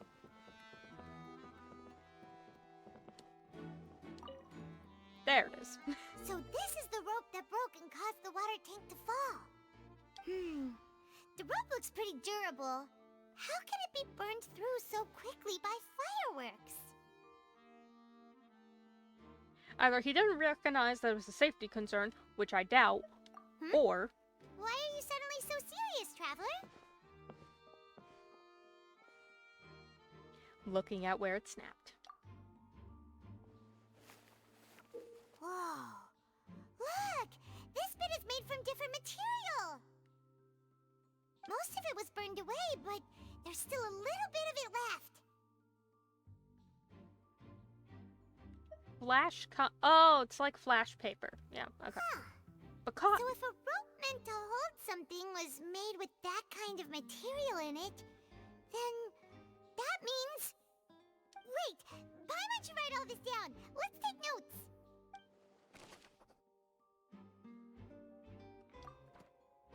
Oh boy, howdy. We kept everything of note here at the performance venue. Paimon wonders how Linny's discussion with the guards is going. Oh, Riku, how I have missed ye. Shall we? Ooh, things are getting interesting, huh? Oh, I was gonna go up on Magic the... is made. I was gonna go up on the chair, but I can't go on the chair. They put the curtain. Oh.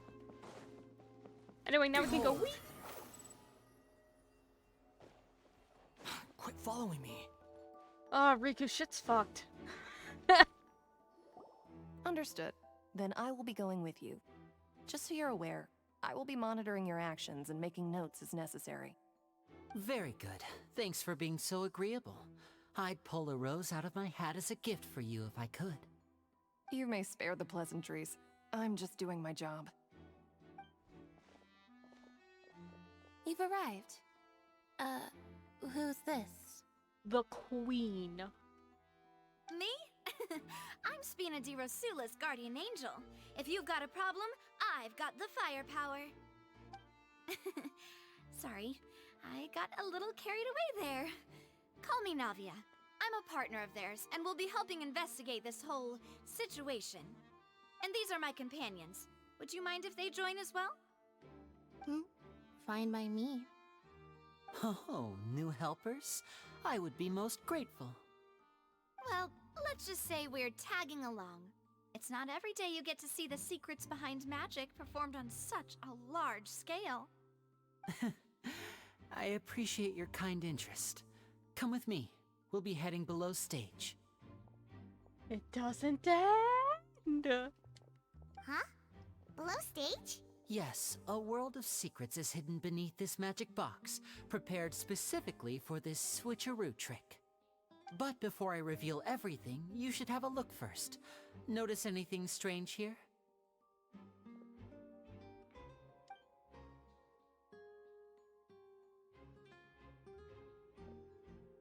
I'm not trying to be dramatic. Remembering the details of a trick will help you understand the methods used to perform it more easily. Huh. Weren't there balloons and other decorations here? Where did all that go? Into the ether. Ah, good eye. That said, you're still far from discovering the answer. The back door. The back? You mean the inside of the door? What's different about it? Paimon didn't notice anything. Oh, Paimon, you have not the eye for details. Very good indeed. I thought you might not be able to catch that, given that you were sitting in the first row. The back of this door was patterned. Those patterns are now gone, replaced by a smooth wooden board. So, if you put 2 and 2 together, what do you get? There's another box in a box. Exactly. All right, let's go. I'll tell you how it works as we head down.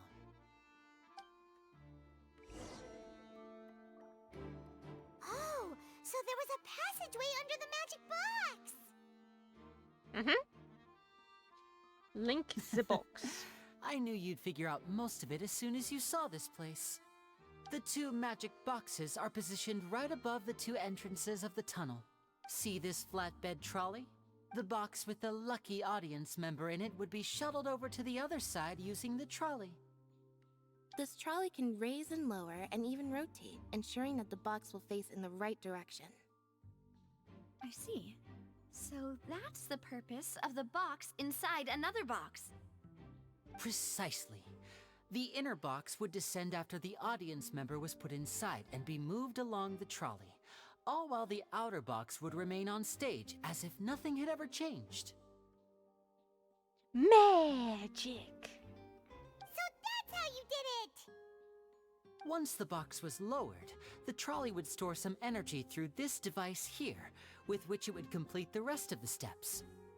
The audience member would only be able to feel some slight movements in the dark, and by the time she walked out, she would already be back on stage. Right! You were talking that whole time, and you even came out for a moment near the end! Ah, yes. A phonograph operated by Lynette was used to achieve that effect. My assistant and I had already scripted our conversation beforehand. When the countdown began, I had already gone to the opposite box via a tunnel using that ladder. And what about Lynette? Where was she? I was in the mezzanine space in the back of the box. Oh, interesting! That's how we were able to coordinate Linny's lines with the assistant. And, by the way, I was the one who walked out of the box at the end. Ha! Oh, pays to be twins. I mean, we are twins. All it takes is a change of clothes and no one can tell who's who. And that's my favorite part of this trick. Only Lynette and I can perform it. So that's how it all worked! Wow! Every detail you revealed was more amazing than the last! Yeah, so their alibis are solid. Lynette would briefly walk out of the box and then go back in, jumping into the tunnel and escaping before the box on the trolley could finish ascending. And then I walk out of the other box in the audience area, and the trick would be complete. The operative word here being would. But as you saw, Cal was in the box, not our audience member.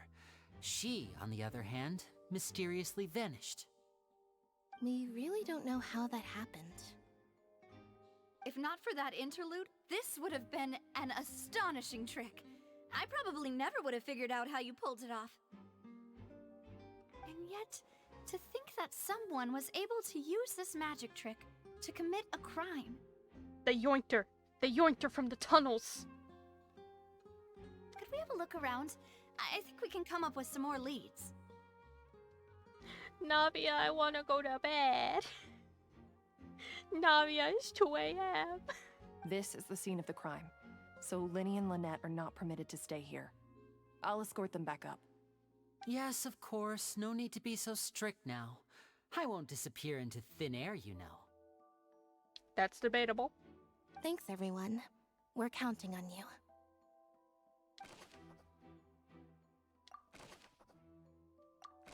Oh, Jesus. Oh, that's gonna be so much stuff. I'm gonna have to read up on all of the things. Oh, I wanna go to bed. It should be the control device for the trolley. It seems to be able to operate automatically. Convenience. I will examine the ladder. A ladder is required in order to return to the magic box above. Understandable.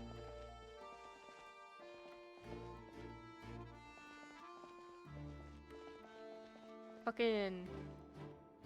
What happened here? The floor is wet. Please be careful not to slip. I like how Melos just uses himself as a wet floor sign. Speaking of which, why would there be water here?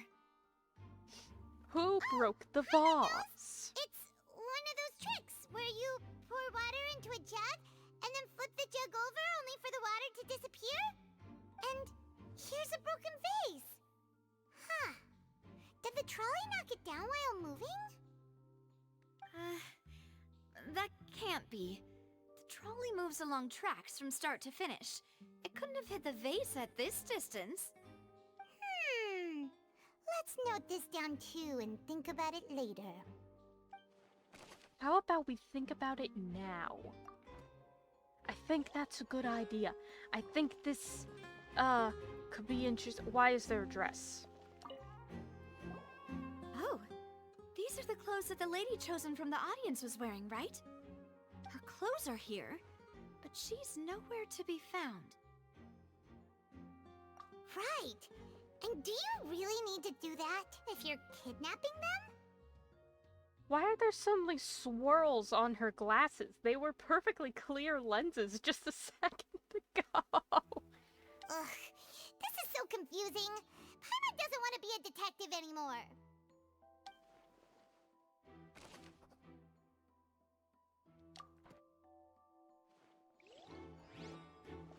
Okay, hold on. So many things. Fucking... Huh. What's this? A hook shot. Looks like a hook tied to the end of a rope. Huh? There's all kinds of odds and ends here. No one told me Link would be coming through. Perhaps it was a prop for a different trick. But why would it have been left here? Whatever it is, let's make a note of it first. Rope. I like rope. Now it's the clothing again. Huh. Huh. Hey, wait a minute.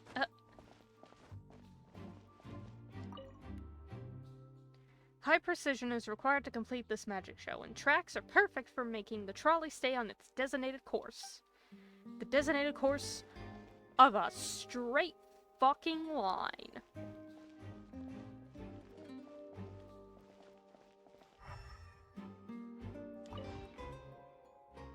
All kinds of props and costumes are haphazardly stuffed inside. Yeah, that's fair. The trolley is crucial for transporting the magic box to the other side. The culprit must have used this to execute their plan. Can't examine this ladder. Or I can do something. What is this place?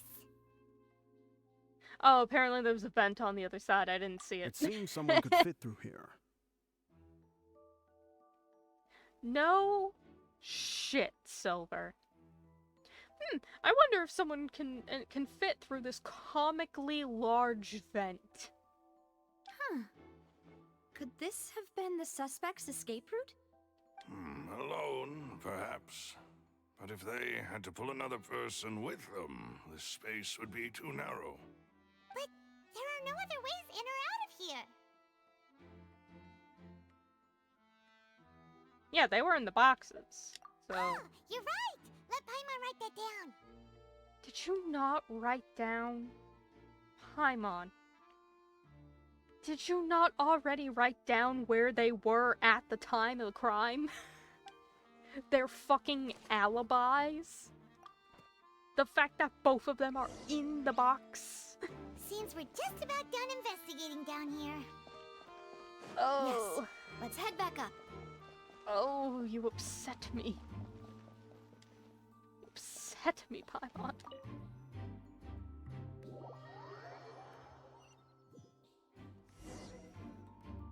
Well, we've ascertained the state of the crime scene. Let's find a place to sort out our findings once Malus returns. Seems to me that there are several things that don't add up here. Apologies for the wait, demoiselle. So, what did the guards say? Did the criminal escape through the vent? Did he fucking vent? They believe the odds of that are very low, since the vent leads to the Opera House's basement. He could be in the basement. The guards have checked the area carefully. No one left through the basement during the performance or after the incident, and no one was found hiding there. So the tunnels become like a secret chamber then. You know, like the kind you usually see in novels. The plot thickens. Halsey's disappearance and Cowell's death are both quite inexplicable. No wonder Farina was so confident in her accusation. All the current evidence points toward Linny and Lynette. Technically, if we take away the fact that both of them have an alibi for their position during the show. Just saying. In other words, the charges are very likely to be upheld unless we make some considerable progress. Charges and then trial. So if the charges are upheld, they'll announce a sentence? That's right. This is how a trial goes in the Opera House. During the proceedings, the Chief Justice and the oratrice will hear statements from both sides. That's right. This is how indemnitium is produced. Getting the fucking oratrice involved. The statements from both sides, the defenses from attorneys, witness testimonies, and even the audience's emotions will all be projected on the oratrice. To put it simply, it's as if the oratrice has its own will, and is a judge in its own right. This also precludes any kind of favoritism on the part of the Chief Justice. Not that this has ever happened anyway. So basically you just get 2 judges. Once both sides have finished speaking, the Chief Justice will make his final decision. This, too, will be used by the oratrice as a reference. Then, finally, the oratrice will be consulted by officials. The result it returns is the will of justice itself. I hate this system. Huh? So that machine is the one that actually decides? Paimon thought Neverlet called the shots. You get tried in court, and the judge hears you as guilty. And then you have to, like, wait for, like, an extra day or 2 for the oratrice to go, let me think about it. And then it comes back and it just says, nah, bitch, you guilty again. In practice, there is very little difference. Both have always come to the same judgment, which is why people have great faith in the Chief Justice. Ah, yes, the guards also asked me to convey that none of us will be allowed to leave this place before the trial. I want to go to bed, and I want to go to Sumeru. Huh? Why? Because we've chosen to act as the twins' proxies. That makes us persons related to the case. They're concerned that we might be colluding with outside parties, or that we might find outside help to disrupt the case. I want to go have happy fun times in Sumeru. And even if that were not so, it could prove problematic if we happen to spread key information about the case ahead of time. I'm ready to break out at any time. Gotta love you, Silver. Whoa! There's no need for that! Paimon thinks they have a point. That said, are they providing food? Of course. I just hope you don't mind the lack of options. I'm afraid that catering to all tastes is not in the cards, nor is any guarantee of balanced nutrition. Motherfucker, I'll take the fact that you can't cater to all tastes. But not guaranteeing a balanced nutrition! The monsters. In that case, let's just sort out our findings together here. Pity. I was hoping to take you to try some of Fontaine's famous desserts, too. I was hoping to go to bed. Neither of us get what we want. I mean, what better way to properly think through our findings than over some tea and sweets? Huh. Breaking out suddenly doesn't seem like such a bad idea after all. Just kidding! Just kidding! Paimon will still do her best, even if there are no snacks. I won't. I'm gonna try to break out. What do you mean, no snacks? Of course we'll have snacks. If we cannot buy some, then we'll simply make some. In the Opera House? Huh? Here? But how? Understood, Demoiselle. Everyone, please come with me. Melissa, I wanna leave. Melis, please. Buddy. Wait, you're carrying a portable stove with you? Peek, but also Yes, I must be prepared to meet the demoiselle's baking needs whenever the fancy strikes her. I have eggs, sugar, and almonds at the ready. It's the fact that he just every time butts in every once in a while. I like this guy. Good work, you two. Then I'll get to it. Please sit tight for a moment. You'll get to taste my awesome snack soon enough. These three are quite the interesting group. No, it's just a them thing. It's just the three of them specifically thing. And Paimon thought it smelled good while it was still in the oven. Oh, it's even better now. Paimon can't stop drooling. Okay, first and foremost, I'm gonna point out those are the biggest fucking macarons I've ever seen in my life. Secondly, they're dual colored. They're humongous and duotone. How in the fuck? From the way you had these two guys carrying all that stuff around, Paimon thought you'd have them do more during the baking process. But you ended up doing the entire thing by yourself. Beating the egg whites, grinding almonds, everything. I was applauding.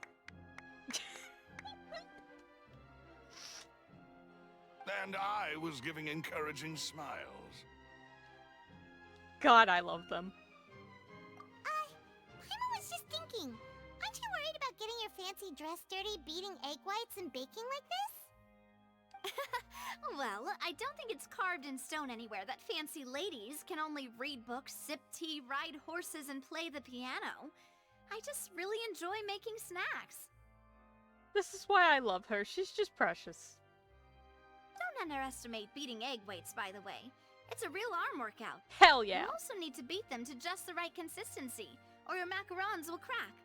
Fuck yeah. I will go insane. Give me a whisk. You don't even need an electric mixer. It's all me. Anyway, give these a try. Fresh out of the oven. There's 3 for each of us. Only 3? Paimon. Well, eating too many sweet treats might send all that sugar to your head. You wouldn't be able to think clearly about the case on a sugar rush, would you? Also, only 3. Motherfucker, these are huge. Tea is ready to be served as well. This is Demoiselle's favorite, strong black tea with a floral fragrance that clears the mind and lifts the spirit.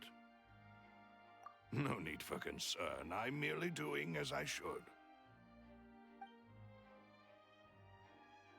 We're just having a pleasant evening. All right then.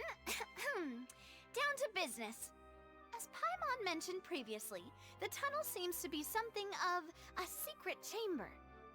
However, we can assume that Linny and Lynette were not alone within it. Some criminal also occupied its sealed confines. The magician twins could have committed the crimes, of course, but they lack any logical motive. Exactly! Why would they do such a thing right when everyone was watching?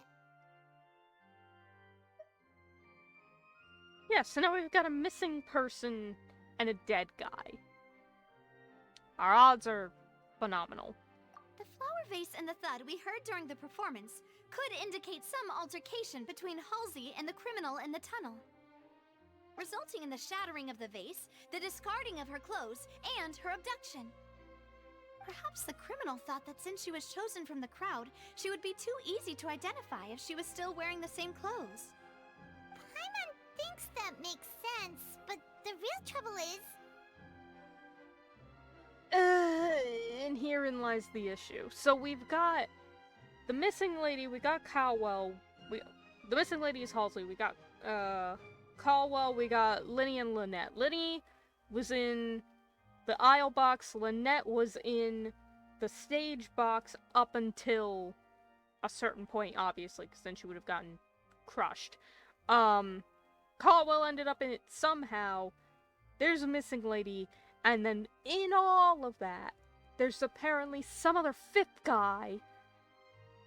And we don't currently have a way to prove that. Oh boy. true. None of the clues we found thus far support the existence of this third person. Technically fifth person. But the only people left to consider are both technically victims, whether it's the missing girl, Halsey, or poor Cowell. Huh. Could Halsey have secretly made modifications to the magic props in order to murder Cowell before making her escape? Yeah, but she didn't know how it worked, and they just said that... I mean, granted, there could always be differences, but they were like, there was no connection between them. That's right. And even if she had tampered with the setup, she would need to understand the entire trick to pull it off. Nor does she have any motive. The guard said that she has never had any dealings with the Magic Troop's members. Were we not thorough enough in our search? From the sound of things, this is turning into an impossible case. Your macarons are amazing though, Navia. They smell great! They're nice and crisp and super sweet! They are my specialty after all. And I see you've already had 5 of them. You fool. What? 5? Oh, that can't be right. Paimon only counted 3, honest! She's a black hole. Her stomach is just a black hole. Please don't worry about it. At my age, a few less sweets might actually be a good thing. No. Being greedy is one thing, but Paimon knows how to count. Also, I realize those teacups are also humongous. Everything's just like oversized. Besides, Paimon knows that if she ate too many, then others wouldn't have enough. Wait, even you don't believe Paimon? How could you? I know how you are. If Paimon ate those 2 extra macarons, then may they turn into stone in her stomach! All right, we get it. Well, I suppose one of us might have gotten too engrossed in our chat and eaten them by mistake. No big deal. Malus, set up the stove again if you would. She's going to make more. Huh? What are you doing? She will not be stopped. She's Making a fiend. sure everyone gets 3 macarons, of course. A fiend! Exactly. We don't want to trouble you. As you wish, demoiselle. She's gonna go off. We love her. We stan. We stan. And I have the egg, sugar, and almonds. The line cut off at the ready, but... Hell yeah. Well, this really is your hobby, huh?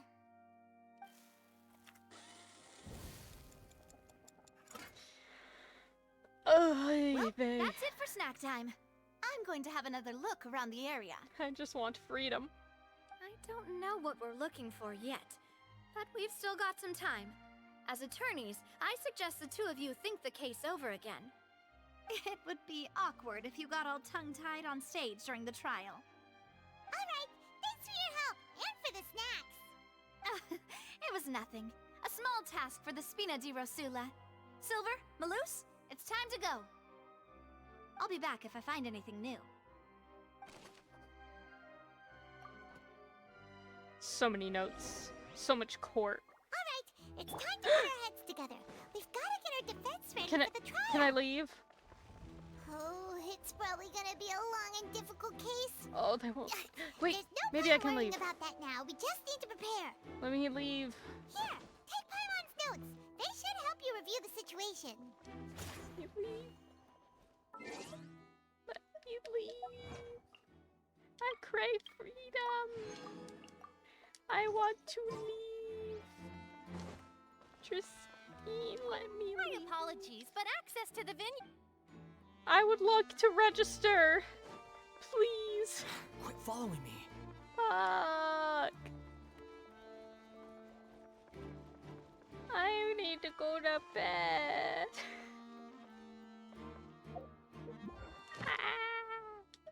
Oh, well, great. My commissions are done. Not that I can get them. Because I'm trapped. Oh.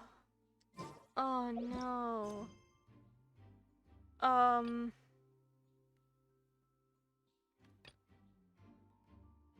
Oh no, I'm really trapped, aren't I?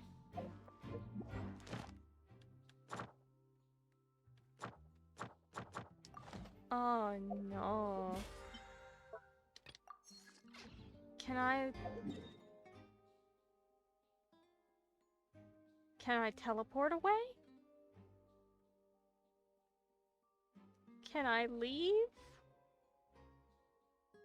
I don't care. Take me anywhere.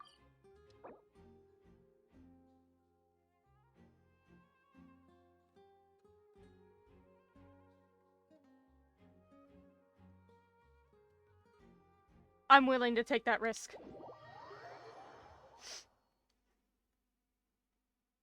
Holy shit.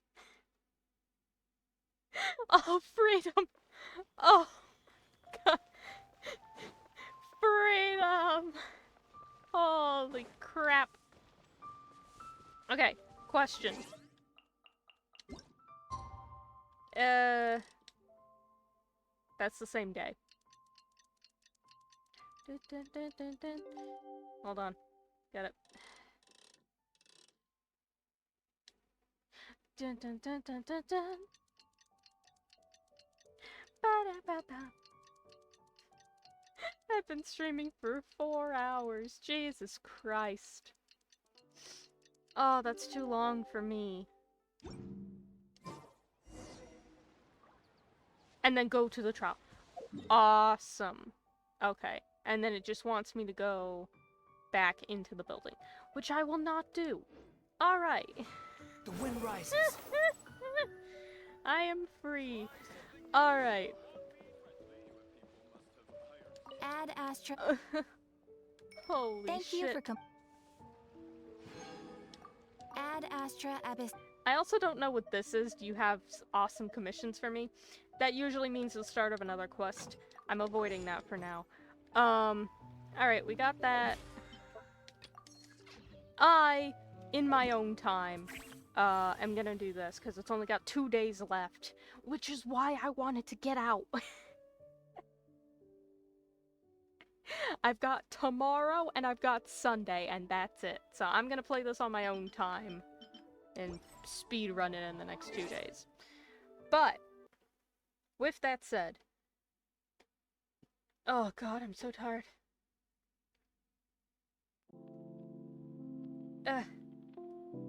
Where am I? Okay. With that said, I do want to quickly say, as I didn't have the chance to say it earlier, I'm also really tired.